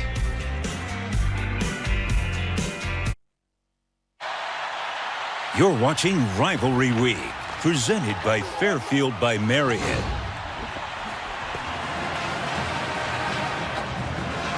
And you're watching the SEC on ABC. Presented by Burger King, Bryant-Denny Stadium, Tuscaloosa, Alabama, 89th edition of the Iron Bowl. Alabama trying to win it for the 5th year in a row, up 14-6 at the half, despite the fact that they were -3 in turnover margin in the first half. Matter of fact, you go back to last week against Oklahoma. That's back-to-back games for Alabama with 3 turnovers. That hasn't happened since 2006. Against Auburn and Oklahoma State, last 2 games of the Mike Shula era. They didn't turn it over when Nick Saban was the coach, but they're getting away with it so far today. Yeah, and I think it's really this whole first half was about situations. Alabama really good on 3rd down, really bad when it comes to turnovers. Auburn, conversely, really bad on 3rd down, really bad on red zone possessions and trying to pay those off with 6, but really good at forcing turnovers. So situationally got to clean a lot up in the second half. Alabama will get it first. Kendrick Law back for the kickoff from Towns Magoo. Darkness descending upon Tuscaloosa, Alabama, with the temperature now in the high 40s. No breeze to speak of. And Magoo has another touchback. Here's Molly. Well, Auburn head coach Hugh Freeze admitted that they had a lot of issues in the red zone and took a lot of the blame for that. He said that he misused tempo at times, had some of the wrong play calls in the red zone, and that led to their inability to score touchdowns. But he stressed that they're moving the ball well. They just need better execution and come away with points on every trip to the red area. But he said our defense has kept us in this game with those takeaways, just need better execution in critical situations, guys. The 3 trips into the red zone. And just the 2 field goals. Yardage just about even at the half. 2:22 Alabama, 2:04 Auburn. Here's Ryan Williams sidestepping. Jaron Thompson, and off to the races he goes. All the way out to midfield. The true freshman who is still just 17 years old. 24-yard gain. And a good call by Nick Sheridan. Get the young man involved early. Watch the move. He's so slippery and quick. At 6'1", 175 pounds, but a little stronger than you realize too, but just his 2nd catch of the game here in the second half. The catches have come down as the year's gone along. Jan Miller, the ball carrier. Hard to tell if that's the attention he's getting from defenses, if he's hit a little bit of a freshman wall, but he came in with just 7 catches total in the last 3 games. You can see the numbers there. Almost 93 receiving yards per game in the first 7. 39 the last 4. And the targets have come down as well. And his only catch today resulted in a fumble on the opening drive, so getting him back involved. Jam Miller has a first down to the 39-yard line. Kensley Lador-Faustin, true freshman, backup defensive back out of Naples, Florida, made the tackle. This would be a spot on 1st and 10. Might take a shot downfield. Jeremy Bernard, a whiff on the tackle. Leads to a lot of run after the catch. Jaron Thompson made the tackle after Kayan Lee did not. 13 yards. Just an easy throw. Couple very easy completions for Jalen Milroe to start the second half, and terrific run after catch by Jeremy Bernard. Playing for his 3rd school in 3 years, Michigan State, Washington. And then he followed Kalen DeBoer from UW here to Alabama. 1-yard run for Jam Miller. Jason Jones made the tackle. The numbers going up. Of course, last year he was basically the 4th option at receiver with a very talented group led by Rome Odunze, high 1st-round pick of the Chicago Bears. Also Jalen Polk, Jalen McMillan, screen, C.J. Dupre down to the 10-yard line. And this has become a theme where they are basically showing the tight end blocking initially and then releasing downfield. They did that twice and had great success. This time they show him blocking, he releases on a screen, there's plenty of room to run. Jam Miller on 1st and goal from right around the 10. Jalen McLeod the tackle after a 3-yard pickup. Well, 6 catches today for Alabama tight ends, 2 each for Dupree, Josh Cuevas, and Robbie Boots. They came into today averaging 3 catches per game from their tight end group. So much more of a focus, the tight ends today. Justice Haynes back in at running back now. Milroe follows Haynes and goes down at the 2. Touchdown saving tackle by Kieron Crawford, playing his best football at the end of the year.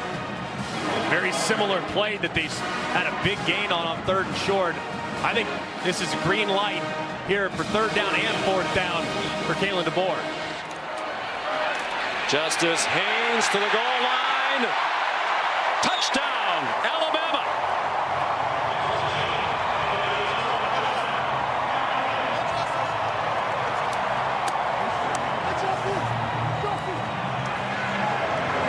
Seventh rushing touchdown of the season for Justice Haynes, the sophomore from Buford, Georgia. And watch the center, Parker Brailsford, transfer from Washington. The nose guard works just to the right-hand side of him. He passes him off. He goes straight to the linebacker, and they follow him into the end zone. A terrific opening drive for the Crimson Tide. And Graham Nicholson adds the extra point. They went 75 yards on the first possession of the second half, 9 plays. And Haynes the touchdown. 21-6 for Kalen DeBoer and the Tide.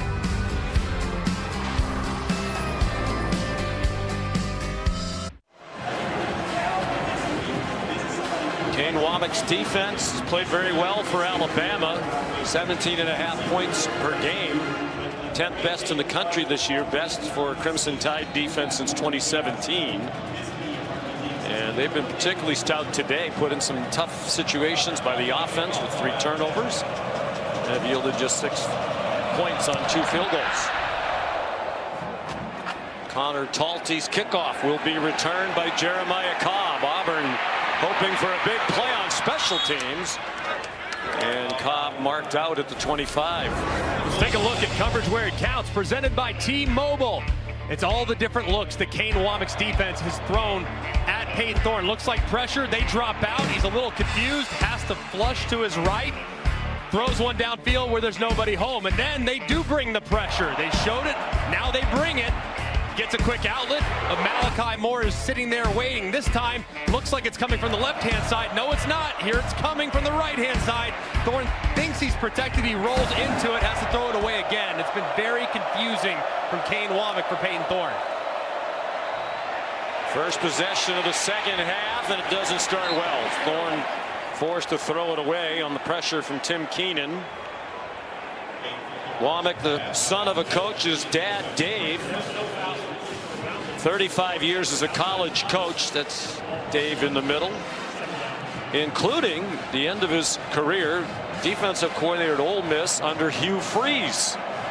Where Kane Womack, and there's Dave, who's usually not far away from his son on the sideline.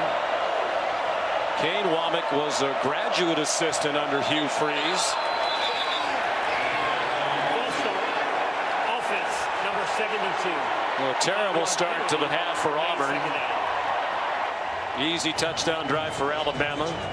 And loyalty on both sides in the Womack family. That's Dom Studzinski, who is the head strength coach at Auburn.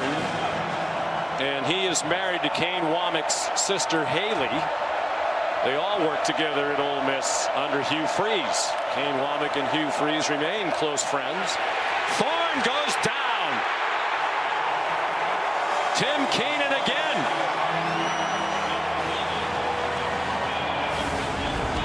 And more confusion, but this time it's really just the defensive line. The defensive tackle goes out, crushes the left tackle Dylan Wade. He loops back around, and Thorne can really do nothing as Keenan's waiting there for him. You could not draw up a better start for Kane Womack and this Alabama defense in the second half. The Chronicle, they played very well lately, including a shutout of Missouri in late October. They need a lot of run after the catch from Keandre Lambert-Smith. He gets out near the 19-yard line. So a 3 and out for Kane Womack's defense. And Greg, I go back to the end of the half when Hugh Freeze on 4th and goal from the 2 elected to take a penalty and make a better angle for the kicker and kick a field goal. I wonder if some of the fight went out of his team with that decision. Yeah, I think that was one where it's kind of a message play. Like, all right, I trust you guys enough to go convert on 4th and 2, and him settling for the field goal might have had a reverberating effect. Oscar Chapman punts. Clear, fair catch signal made there by Ryan Williams of a 42-yard punt. Time for the Aflac trivia question. This was the Iron Bowl. You want to know who's credited with naming this rivalry game the Iron Bowl? Do you know? You played in these. You started to a quarterback for Alabama. I feel like I should know this, but I'm really, I'll say Paul Feinbaum. That's as good a guess as anybody else. We saw the Bear Bryant hats. I don't know if that was a clue from our director, Scott Johnson. Our producer, Phil Dean. Jam Miller runs for about 6. I chuckled because Scott Johnson said in our ear, "I'm clueless," which sometimes the funniest thing said on the telecaster in our ears. Well, here's the answer to the Aflac trivia question. I hope they'll note in the truck that I did say Aflac again. Shug Jordan, legendary Auburn coach. Jam Miller, the ball carrier, when asked by a reporter how his team would deal with the disappointment not making a bowl game, Jordan's response was, "We have our own bowl game every year. It's the Iron Bowl." Dubbed that due to the influence of the steel industry in Birmingham, where the game was played almost exclusively up until 1993. Sean, Greg, and Molly here in Tuscaloosa. This is only the 15th game all time of the 89 played here in Tuscaloosa at the University of Alabama.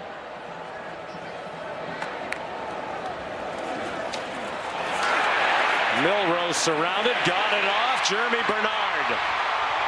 Jeremy Bernard to the 24-yard line. Well, everybody's going to look at the throw, but how about the protection from Jan Miller? Just going absolutely blasting the blitzing defender, Caleb Harris, off the right-hand side. Jan Miller bounces off tackles. 26-yard play to Bernard. He's just a yard shy of a 100-yard receiving game. The Auburn would-be tackle was treating him as if he was Jeremy. Justice Haynes back in at running back. The clock moving quickly here in this third quarter. There's a big stand here in sequence for Auburn's defense. A touchdown here would really take the life out of the Auburn sideline. It's like some of that life has gone out of them already. Haynes slices 2 yards short of the first down. Another tackle for Caleb Harris.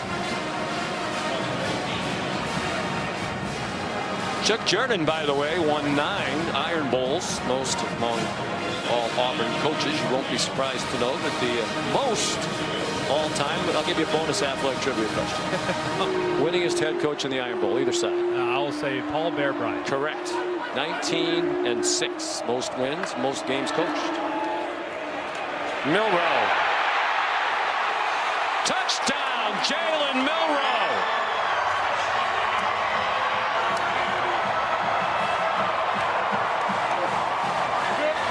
His third rushing touchdown of the day, and he reaches that 20 rushing touchdown mark where he joins illustrious company. And just great design by Alabama. Justice Haynes becomes the fullback. He kicks out the end man in the line of scrimmage, and there's absolutely nothing Auburn can do on the edges of their defense when Jalen Milroe's hitting it 1,000,000 miles an hour. Just great execution and design for the touchdown. Graham Nicholson, the transfer from Miami, Ohio, adds the extra point. And Alabama with 2 touchdowns here in the third quarter has opened up a 22-point lead. 60 yards in 6 plays.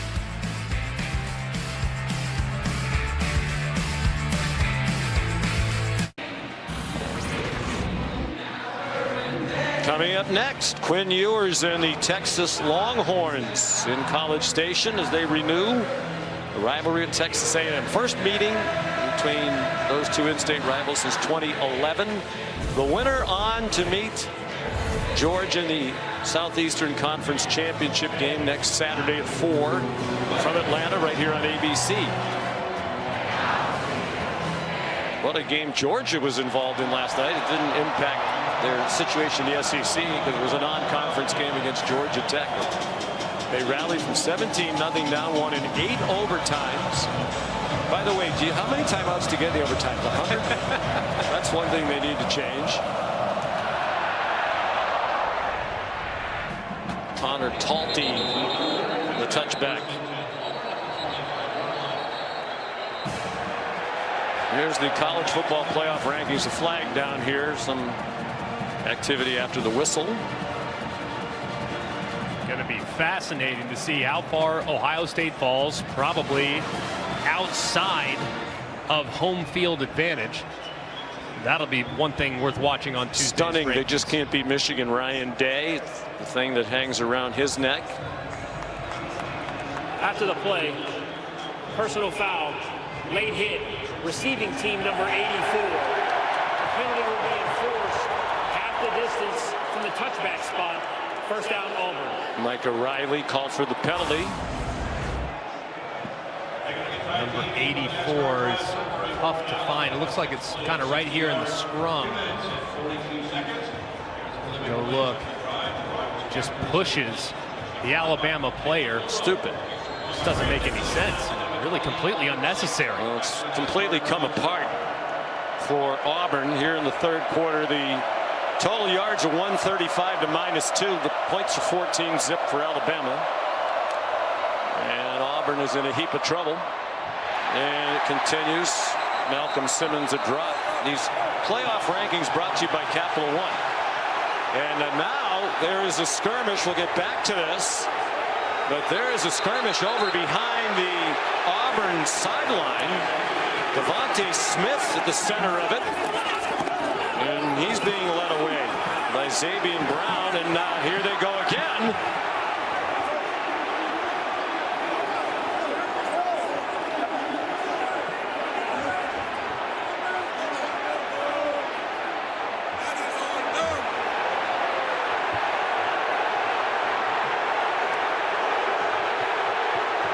Finally, some Alabama coaches running across the field to get their players out of there. That took quite a while. Devontae Smith, the most heated among those involved. Really escalated quickly, too, because it looked like they were getting ready to disengage, and all of a sudden, chaos on the Auburn sideline. Officials talking about it. We believe Keandre Lambert-Smith was the Auburn player at the center of it. It is rivalry week. It is the Iron Bowl, and emotions always run high. The result of the play is an incomplete pass. After the play, unsportsmanlike conduct, defense number 13 and defense number 8. Only one of the unsportsmanlike conduct penalties will be enforced. 15 yards from the previous spot. Automatic first down. That is both number 8 and number 13's first unsportsmanlike conduct penalty as it counts towards disqualification. Kalen DeBoer out beyond the numbers to voice his displeasure. Nobody on the Auburn side penalized here.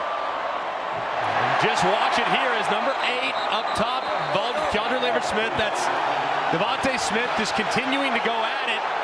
And then Malachi Moore over there trying to get his player out of there. He gets stuck in the middle, engaged with another Auburn player, kind of by himself at that point. I guess my question here to Bill Lamagna would be, is number 5 in white for Auburn guilty of anything, or do you think they got that right based on what we've seen so far, Bill? I think both players should have been involved in the penalty enforcements. Yeah, number 5, did it. Keandre Lambert-Smith definitely held on for a long, long time. It's time, too, to send a message to the captain saying you need to control your team, or they're going to cost you, and maybe it's going to result in a disqualification.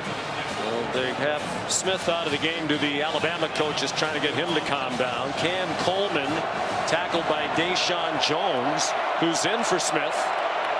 And there was some woofing at the end of that. Cam Coleman again with a first down for Auburn. Well, we saw a skirmish at the end of the Ohio State-Michigan game after the game ended. There's no love lost on rivalry week. There's no doubt. There's respect, but no love lost for certain. Thorne have to have some points on the drive if you're Auburn. Scrambling away, runs a long way to get a few yards. He told us last year when he rushed for 85 yards, if you don't include the sack numbers, he felt like a running back. Said he was exhausted. Got 4 there. He also said that is the most painful loss he's ever had, the 4th and 31. He said no matter what happens, there'll never be another one as painful. Alabama racing to get somebody off the field, and Auburn couldn't snap it because the center judge was letting him finish the substitution. Hunter is buried by Jahad Campbell. At this point, too, with Auburn kind of in a desperation situation, I think you got to be thinking 4 downs more than likely if you're Hugh Freeze. So you don't have to get it all right here. Would like to find a matchup with Cam Coleman if possible. He's been a little quiet today, but he's been a big physical target all game long. I'd be looking in this direction if I can get a one-on-one. Under 5 to go, third quarter. 28-6 Alabama. Thorne off his back foot down the sideline and caught. Rivaldo Fairweather took a hit from Damani Jackson and held on. And the Tigers have a first down at the Crimson Tide 40 after an 18-yard completion. That was a big collision, and Rivaldo Fairweather did an amazing job of hanging on as Damani Jackson delivered the blow. Hunter, the running back. The score has taken him out of the game largely. Thorne waving receivers around and runs out of bounds. Alabama and Kane Womack have been really aggressive here throughout the first 2.5 quarters with different looks and pressures and blitzes. Now they're playing kind of soft. They're trying to keep things in front of them a little bit. And as a result, Auburn's offense is finding a little rhythm. So let's see if Womack flips the script and gets back to being more aggressive.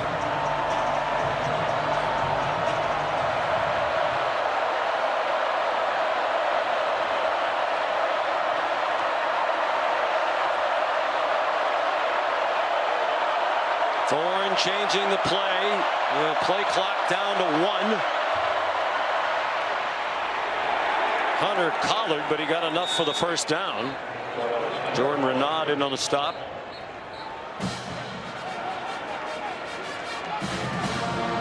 Thorne not sure if he wants to coach. He is, as we said, the son of a coach, very successful coach. His dad won a D3 national championship at North Central College in Illinois. There's his dad, sunglasses on his hat. Mom Joanna, dad Jeff. Jeff's dad John preceded him as the head coach at North Central. Won 118 games, and he's in that school's Hall of Fame. Peyton would like to try to play professionally if he can. And he's in trouble. And throws it away. They want a grounding call. Malachi Moore came. For intentional grounding. The quarterback was outside the pocket and the ball crossed the line of scrimmage. Malachi Moore came on the safety blitz. And that's the pressure look from Kane Womack, who's passive those first few downs of this drive. As a result, the offense found some rhythm and some success there on 1st and 10. He blitzes Malachi Moore off the edge, accelerates the process, and the result is an incompletion.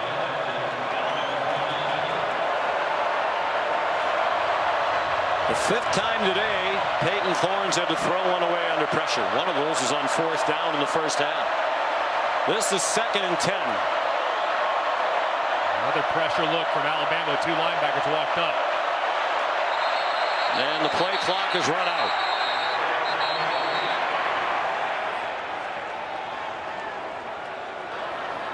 Prior to the delay of game, timeout, Auburn. It's their first. And it comes with 2:38 to go in the 3rd quarter. Alabama in control at the moment. It's the Iron Bowl.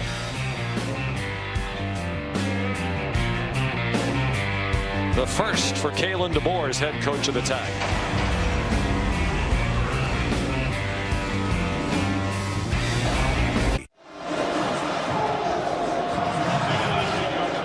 Watching the SEC on ABC, presented by Burger King. 10th play of this drive for Auburn. They're down 28-6 with 2:38 to go in the 3rd quarter. They're at the Alabama 29. Started at their own 13-yard line. Battled poor field position a lot of the night. They have a receiver wide open. Cam Coleman has an Auburn touchdown. He got behind Xavier Brown for a 29-yard score. Said a moment ago that Cam Coleman needed to get some looks. It's been a little quiet. This time he fakes like he's going to run the out and up. There's absolutely nothing Xavier Brown can do. Playing soft, eyes in the backfield, think he's going to throw the out route underneath. Goes right by him for a massive touchdown. They're going to go for 2 to try to make it a 14-point game. Go for Dose, brought to you by Dos Equis.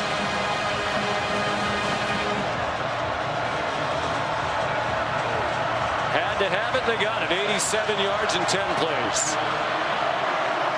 Peyton Thorne trying to get the attention of some teammates. Camden Brown, in particular, run motion wide right. Play clock running down again. And they get the 2 on the handoff to Jarquez Hunter. Even that looked like a fire drill, scrambling around, the play clock about to expire. One thing Hugh Freeze has said all season long, particularly during the 2-5 start, his team has played hard all year. And they're fighting to the finish again today. Just a thing of beauty, finding the true freshman, high pointing the football. Gets behind the defense and a great catch.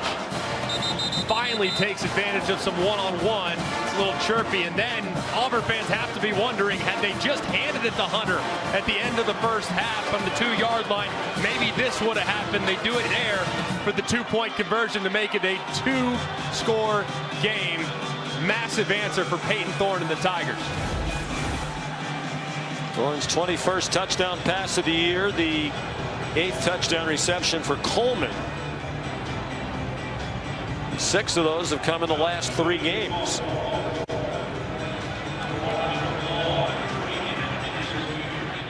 Kendrick Law and Emmanuel Henderson Jr. back for the kickoff from Towns Magoo.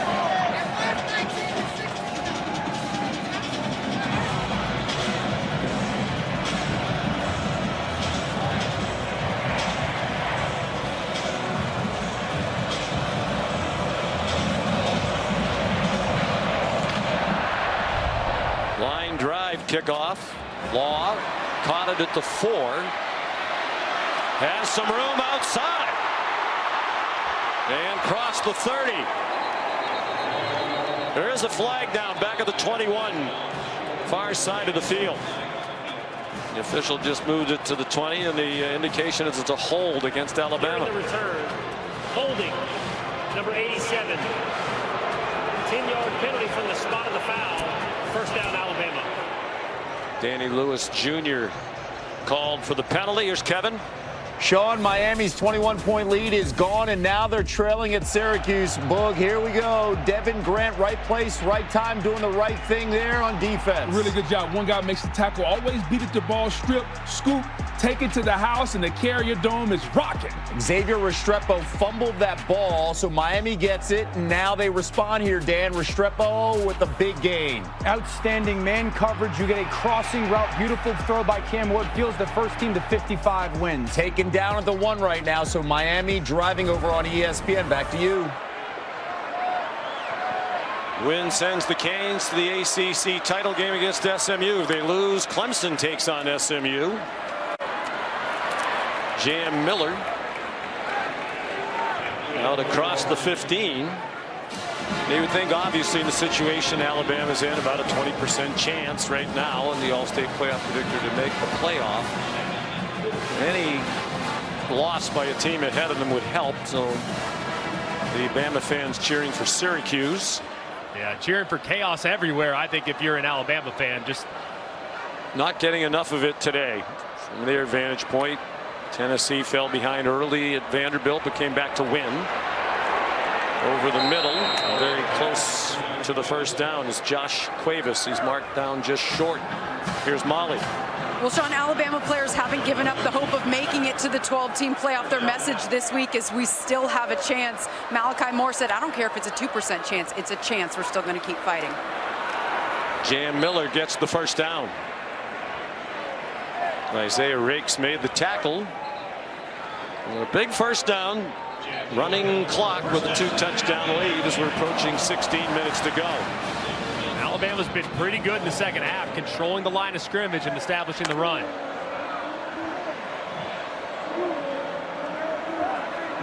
One minute to go.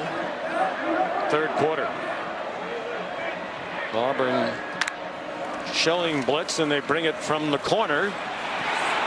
And Keldrick Falk, another tackle for a loss as he threw down Jam Miller.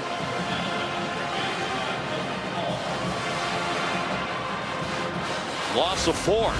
And this is a great job by Falk, working against the All-American Tyler Booker. Booker just a little bit too far out to his left. Falk slips inside and tackles Miller behind the line of scrimmage. That's a big-time matchup won by Falk. Yes, DJ Durkin, who's had a good year for your defense. Falk was the first name out of his mouth, along with Jalen McLeod. Alabama will have to snap it one more time here in the third quarter. Milroe sidestepped the rush and runs out of bounds. Got away from Eugene Asante. 7-yard gain. And that gets us to the end of the third quarter with Alabama leading the Iron Bowl 28-14. ESPN's presentation of college football on ABC will return after this message and a word from our ABC stations. You're watching Rivalry Week, presented by Fairfield by Marriott.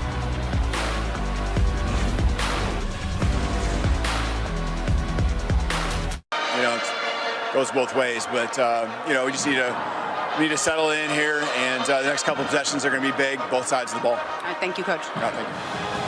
That was a momentary blip. The teams have calmed back down as we go to the fourth quarter. Alabama leading 28-14, looking at 3rd down and 7. Their own 24. The receiver stumbled. Ryan Williams still made the catch and gets the first down. Looked like he was about to fall down. Sylvester Smith made the play for Auburn, but not before Williams moved the chains. What a play, though, by Williams. I mean, he's going to the ground, puts his left hand behind himself, catches himself, somehow is strong enough to get back up, secure the catch, turn upfield for the yards after catch for a critical 3rd and 7 conversion. I'm not exactly sure what Caleb Wooden was doing for Auburn there after the play, grabbing Williams by the leg and twisting him around. Expect Alabama to continue to lean on the ground and pound. That offensive line starting to settle in. They are killing clock. They've taken over 3 minutes off the clock on this possession. Jam Miller, the ball carrier again.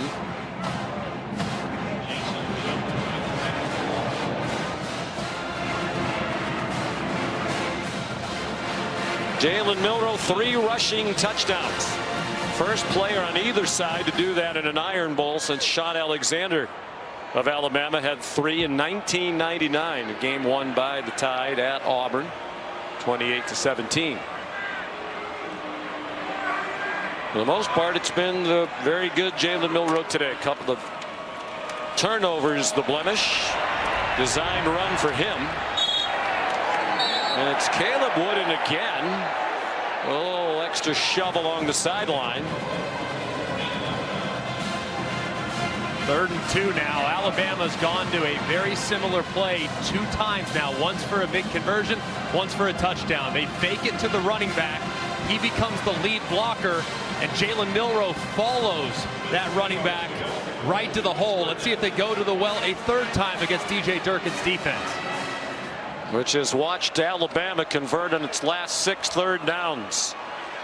A clock killing operation on 3rd down. Play action pass. Milroe being chased by McLeod, and he goes down short of the first down. The ball comes out, and Auburn has it.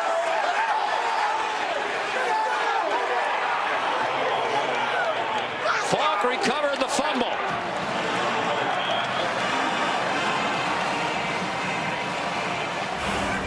What a massive play for Auburn. Looked like Milroe was going to have enough, but it's not. It's McLeod who is able to get his right arm in there and dislodge the football. It bounces forward before another Auburn Tiger is there to pounce on it. Another example of poor ball security there from Jalen Milroe. That's his 3rd turnover of the day, his 6th in the last 2 weeks. DJ Durkin has to love the play by his outstanding senior linebacker, Jalen McLeod. They're going to take a look at it, or are they? They're holding. No question apparently in the replay booth as to whether or not Milroe was down. So there's life on the Tigers sideline. 12:45 to go, down by 14. They take over at the 49, and Jarquez Hunter's driven back by Justin Jefferson, who has seen the bulk of the action today in the absence of Deontay Lawson.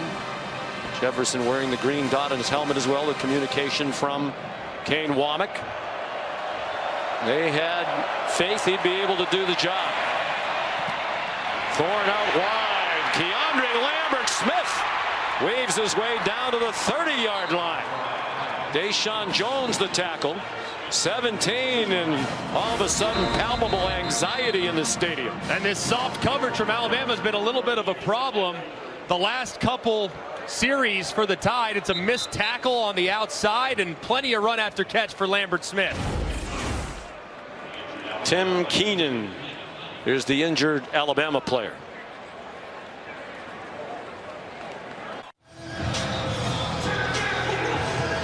Tim Keenan off the field over to the sideline.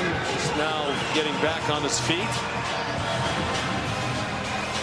Middle of that defensive front without its starter.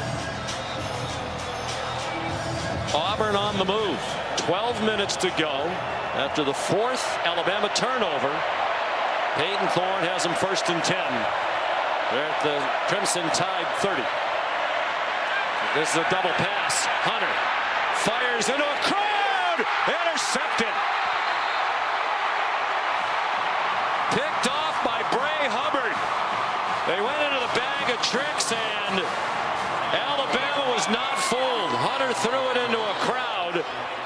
There is a flag down after the play. And this play is really made by Jahad Campbell. He sees it immediately. Watch how quickly he reacts. Goes and takes off, forces GWES Hunter to throw it early. Ball, bad decision. Conduct, intercepting team number 2. The unsportsmanlike conduct penalty will be enforced half the distance to the goal from the end of the run. That is number 2's first unsportsmanlike conduct penalty as it counts towards disqualification. Xavier Brown. Of course, Hunter's a running back. Doesn't have to make that kind of a decision very often, but if he had to do it over again, Greg, that one needed to be thrown somewhere else. Throw it 30 rows into the stands. You just can't take an unnecessary risk right there. Dump it, live to play the next down, but just a critical error from the senior. He's not known for his throwing, they're known a lot more for his running, and a big mistake. Well, a team that killed itself early in the year with turnovers played turnover-free ball for Coach Freeze today. That is their first. They're still +3 for the day.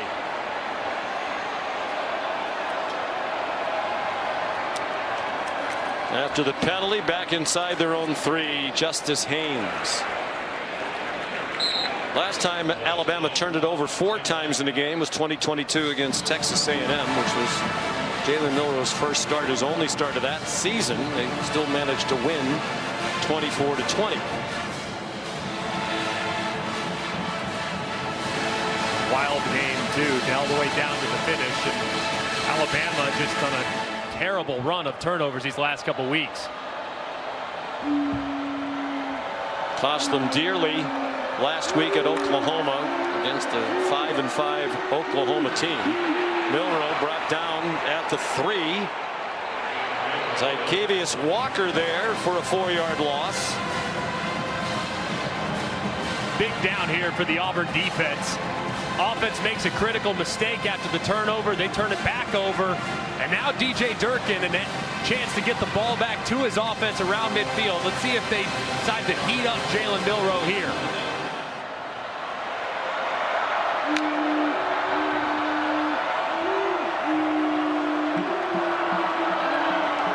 Milroe using as much time as he can with a 2-touchdown lead under 10.5 to go. Out of the end zone, lots of contact, flags thrown. DJ Durkin signaling to the officials he thought that ball was uncatchable. It's Keontae Scott in coverage. Pass interference, defense number 0. The ball will be placed at the spot of the foul. The result of the penalty is a first down. An enormous penalty. Jeremy Bernard, the intended receiver. And it looked like Keontae Scott, he was so physical all the way through, and that ball's absolutely catchable, but Keontae Scott so firm with the contact against Jeremy Bernard, he almost forces him out of bounds. It's an easy call for the official, and a big break for the Crimson Tide. Jeremy Bernard's had a career day. His 99 receiving yards, a career high. 98 last year for Washington in a game against Arizona. Jim Miller driven back by Austin Keys. But a fresh set of downs for Alabama off the penalty.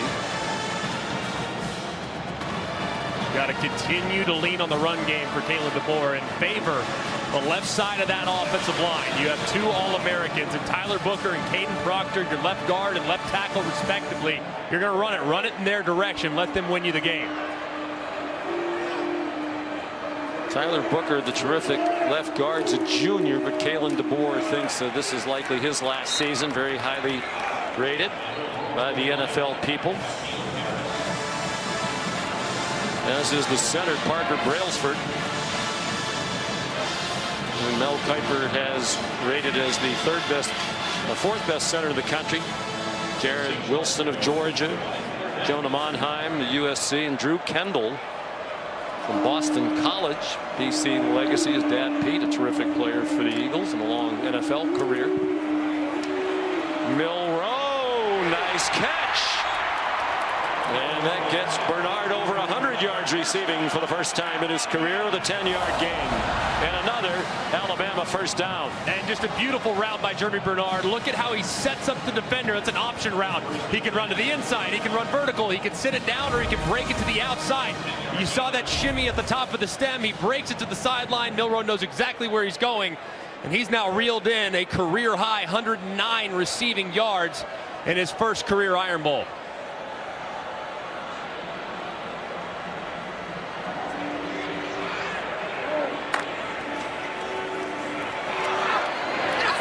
C.J. Dupree, the big tight end, rumbles across midfield.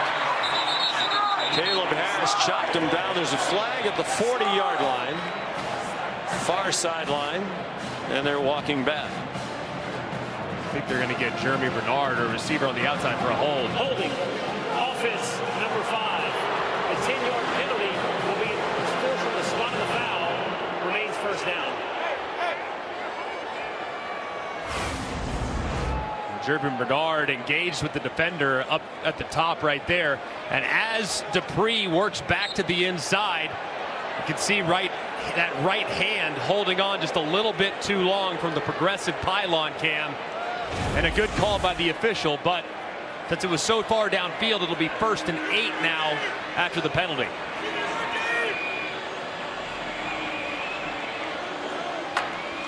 Auburn brings a blitz.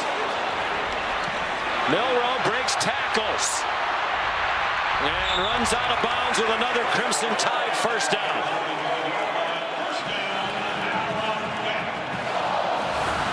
This was a big collision off the right-hand side. Looked like Sylvester Smith was going to take out Kendrick Law.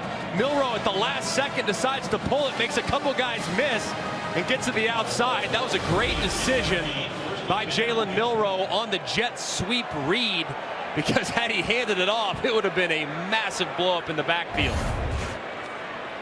3 yards shy of another 100-yard rushing game.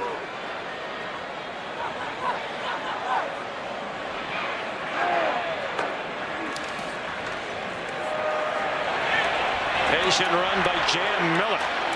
He got stood up at the 50.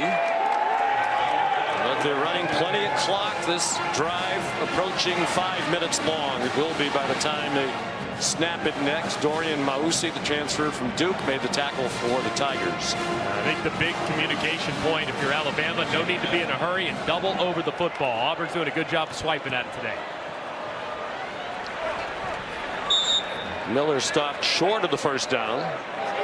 Philip Leedy, the tackle, transfer from Indiana. Last time on 3rd and short, they opt to go under center play action. I don't think we're going to see that play again from the Crimson Tide. You know where this ball's going. It's going to be a run play, likely right to the left tackle or the left guard for Nick Sheridan, the offensive coordinator. He's already had a good day. His alma mater, Michigan, with the big win at Ohio State. Nick was a walk-on quarterback for the Wolverines, later put on scholarship. Milroe. That'll get him over 100. And they continue to run out the clock. Yeah, he knows where his help is. He knows where his big bodies are. That's on the left side of the offensive line. Watch him just wash everything down, putting Auburn defenders on their back, and Milroe goes right behind him for another big 3rd and short conversion. Look at 2 hands on the football, too. Told you a moment ago, double over the football, 2 hands at all times. And don't let Auburn punch it out. Isaiah Rakes is down. Crowd doesn't like it. Timeout with 5:34 to go.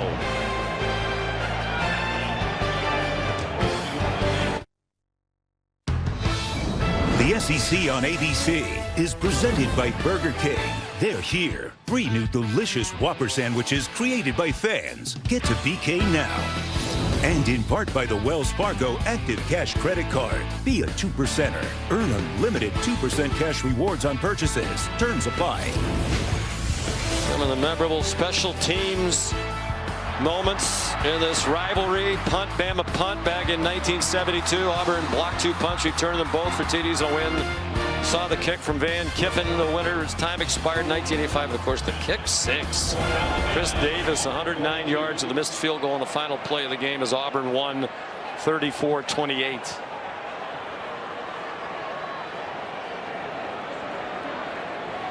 .5:21 to go. Jalen Milroe has his 3rd career game of 250 plus yards passing and 100 or more rushing. Last year in the 4th and 31 victory at Auburn. This year in the mammoth game he had against Georgia.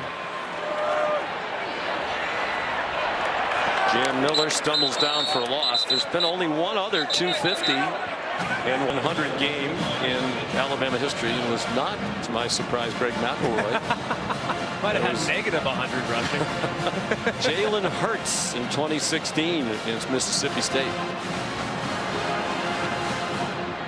trying to think. I remember that game. That was a heck of a game. I would thought maybe Jalen be the most likely candidate, but maybe there'd be one back in the day, like Stedman Shealy or someone like that. Tyler Watts, perhaps. And Stedman Shealy, good blast from the past. And Milroe ran for 185 at LSU. Here's Miller. That was the most by a Bama quarterback since Stedman Shealy. Went for 190 against Mississippi State way back in 1979. You weren't even born. Auburn uses a timeout. 1 left for Hugh Freeze.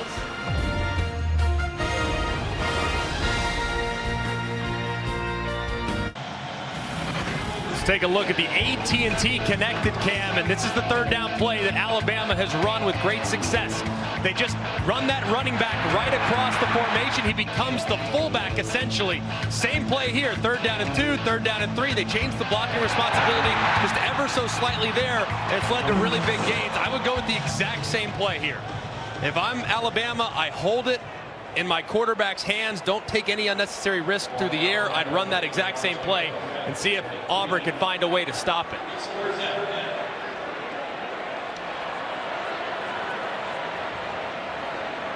This drive has taken more than 7.5 minutes off the clock. 7:33. More than half the quarter. Jeremy Bernard, very little there. Keontae Scott, the tackle. And another timeout called by Auburn. Timeout. Auburn. It will be 30 seconds. So no more timeouts for Hugh Freeze. Down by 14 with 4:06 to go. Tuesday, the exclusive reveal of the next college football playoff top 25 rankings. Reese Davis, Greg McElroy, and the guys. You and Reese must be big. Headline billing. I wrote everybody that. else I wrote is just that the card. guys. Yeah, I just wrote that card. That's what we'll react to the 12-team field. Our weekly live interview with the committee chair, Ward Manuel, the Michigan AD. He'll be a happy guy after their win today.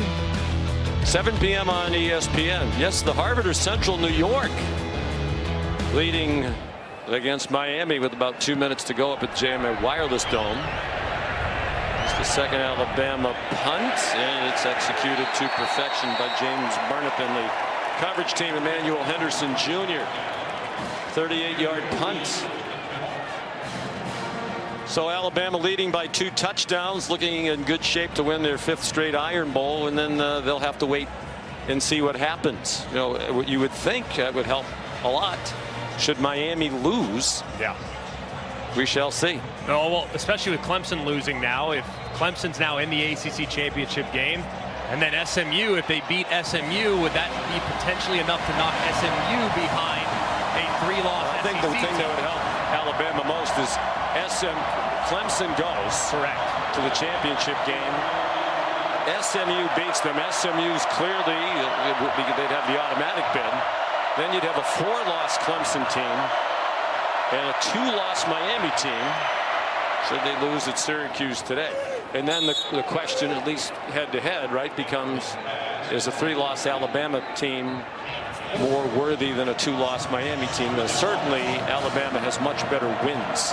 Yeah, I think that would be the big question mark, of course. That game's not over, nor is this one. The ball is out. It's an incomplete pass intended for Rivaldo Fairweather. Demonte Jackson knocked it out.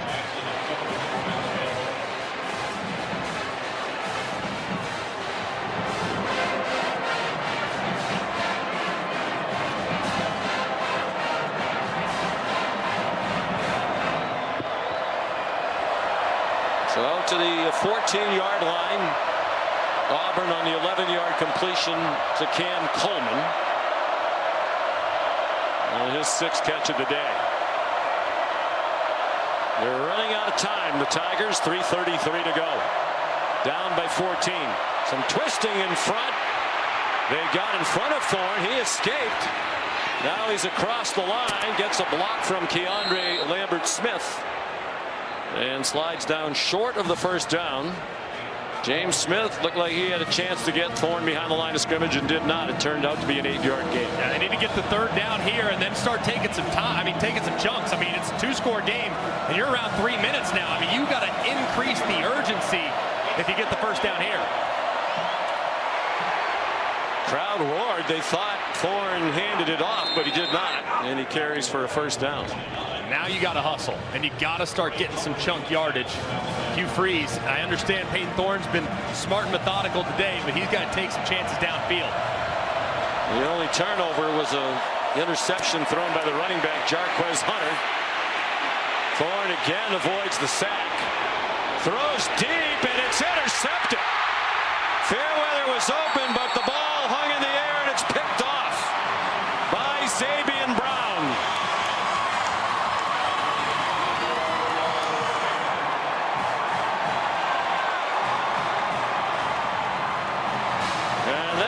Going to clinch the Iron Bowl for the 5th year in a row for Alabama.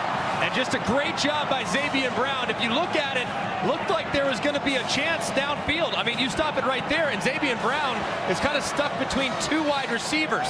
Instead, he's able to read the throw, turn and reverse course, and intercept the underthrown deep ball. If that ball's thrown faster, more on a line, or more over the top, it's probably going to be a completion and a decent chunk gain for Auburn, but an errant throw, bad throw, and a great defensive play essentially puts this game on ice. 2nd interception by Zabian Brown, and a hug for Peyton Thorne, who's probably played his last down as an Auburn Tiger. And there are some of their fans who think that's probably an appropriate ending. Well, you and I have seen a lot of Peyton Thorne games at Michigan State and here. I will say this. He battles his rear end off. Yeah, he does. I have a ton of respect for him. I do too. And he's weathered the storm, and it's been challenging, and he's been at times the recipient of almost all the criticism. And it's not exclusively on the quarterback. It never is. But when it rains, it pours. It's been very hard on Peyton Thorne this year. In that juncture, down by 2 touchdowns this late, you have to take some chances. You're watching the SEC on ABC.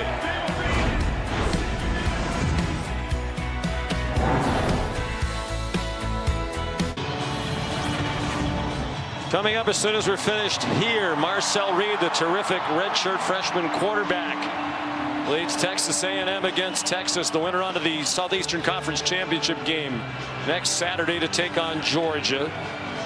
Realistically, the Aggies have to win out, get the automatic bid as the SEC champion if they're going to be in the college football playoff. Things get a little bit brighter here for Alabama. They're about to win the Iron Bowl. And up in Syracuse, Miami just lost 42-38 to the Orange. 9-3 year for Fran Brown in his first year as head coach at Syracuse. So you would think that would help. And Miami's one of those teams now, they'll have to sweat it out. They're not going to the ACC championship game. Clemson will take on SMU. And I just don't know where the wins are for Miami. That's the challenge. I mean, their best win theoretically might be a Florida team that's finishing remarkably strong. But outside of that, Louisville's a decent win. They took care of Kentucky today, but man, nothing that would be considered show-stopping as far as a resume builder.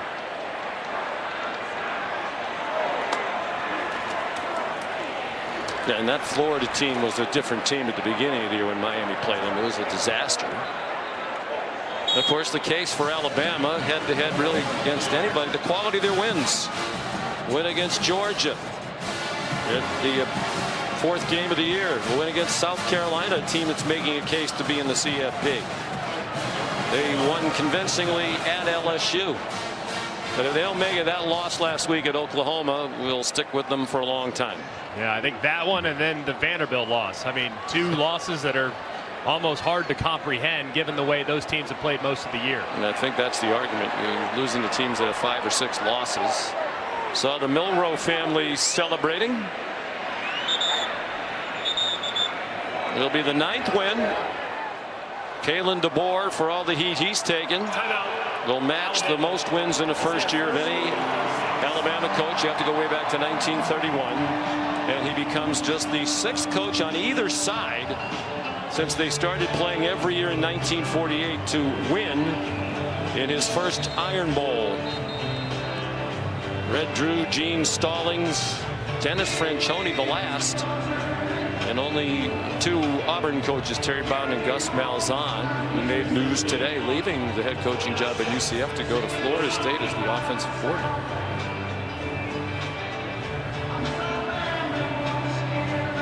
You know, if the folks here don't want him, there are a lot of schools around the country that love to have Kalen DeBoer. I think he's excellent. I think he's a terrific head coach, and he'll find his footing. There's no doubt about it.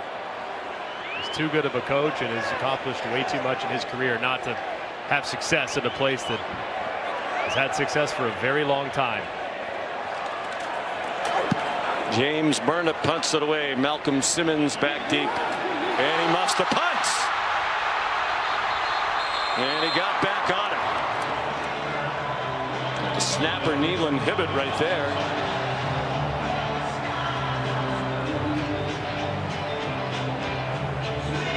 Neelan Hibbett, 54th straight start as the snapper. He wanted to have a highlight in his last home game. Came here as a walk-on. They put him on scholarship during fall camp. Underappreciated player on a team. When you have a snapper, never has a problem, you don't ignore it. You don't recognize him. It's not often when you don't want the play-by-play announcer to say the snapper's name very often, unless it's a real positive tackle or a fumble recovery, as that almost was. Or especially if they have trouble with the snap. You would never want that either, as you know. I don't know who would say that as an announcer. Thorne. Coleman runs out of bounds. And we should point out that this is the first Iron Bowl on ABC since 1994. What a treat for all of us. Honored to be a part of this rivalry. Of course, for many years on CBS. The last time was on ABC, the great Keith Jackson, the GOAT, with Bob Greasy and Lynn Swann. I had the honor of calling what many believe is the greatest rivalry in college football. Certainly people in this state believe it is. Lambert Smith out of bounds, so no bowl game for Auburn. They'll finish 5-7, but the future is bright with a lot of talent, a lot more talent on its way. Yeah, I think Hugh Freeze done a great job recruiting so far. Now avoiding the self-inflicted mistakes and learning how to win. That's the next step for them, and it's unfortunate they won't get those 15 bowl practices to develop some of those young players. Lambert Smith runs out of bounds. And as Hugh Freeze said, you'd like to go back to the beginning of the year. 5 turnovers against Cal. A game they lost by a touchdown. 5 against Arkansas. Game they lost by 10 points. Only 1 against Oklahoma, but it was a late run back for a score by the Sooners. This season could have been a lot different. And Peyton Thorne has taken a lot of the heat. Some of it from his own coach. His last throw goes to Lambert Smith, who's out of bounds short of the end zone. And that's it. Kalen DeBoer, a winner in his first Iron Bowl. And that's 5 straight for the Tide, their longest since they won 9 in a row under Bear Bryant back in the 70s to 1981. Milroe 256 passing and 104 rushing, and he ran for 3 touchdowns.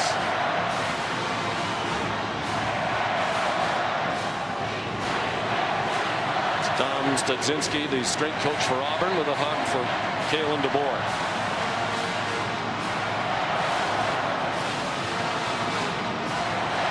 And Jalen Milroe, but very well might be his last home game. If it is, he goes out with a bang, and he's with Molly. Jalen, over 250 passing yards, over 100 rushing yards, 3 rushing touchdowns. How were you able to overcome some early mistakes and find so much success here tonight? Coach talks about going 1-0. You don't know when that opportunity is to go 1-0. It's all about having an open mindset, a growth mindset, and continue to go 1-0. Then that's so important for any player to have a growth mindset and have an optimistic mindset as well. Something good is about to happen. And I have great teammates, great coaches that continue to be on my side throughout the whole game. And so they made it easy. It's all about executing the job at hand, which is to get a win. Speaking of which, a huge bounce-back game for your offense after a tough week last week. What kind of statement did you want to make about yourself and this offense in this one? I think the cliche thing is go 1-0, right? Learn and reflect on what we did not do right and execute this week. It's all about mastering the game plan, mastering how we can get better as a group so that we can collectively be our best us. This team's 5th straight Iron Bowl win. Congratulations on that. And the message all week has been, we still have a chance to make it into the playoff. I know it's out of your hands, but why could this be a playoff team? There's a grit and determination of this group, you know. The normal thing when pressure comes is to fold and to give up. But we have guys in the locker room that constantly just want to be better, constantly love the guys in the room. And so I think that's the best thing about this group, that we love each other. We appreciate each other so much. Congratulations on the win, Jalen. Thank you. Roll Tide! Well, a little bit of the good and bad, but more good than bad today from Jalen Milroe. Yeah, a lot of great moments with him carrying the football early in the game, really leaning on the run game and allowing this offensive line to settle in and start to establish the ground and pound. A bunch of 3rd down conversions with his legs as well. This one, a touchdown on the 3rd and 3, and he did a really good job of bouncing back from some mistakes. Sometimes those mistakes can fester. He didn't allow it. He moved forward and made the plays necessary to win. And now they sit and wait. The odds are still slim. It's not computers that'll sit in the room. It's human beings that will determine the field of 12. Final score, Alabama 28, Auburn 14. For Greg and Molly, our great crew, Sean McDonough, so long from Tuscaloosa. Let's send you to the studio. Sean, back.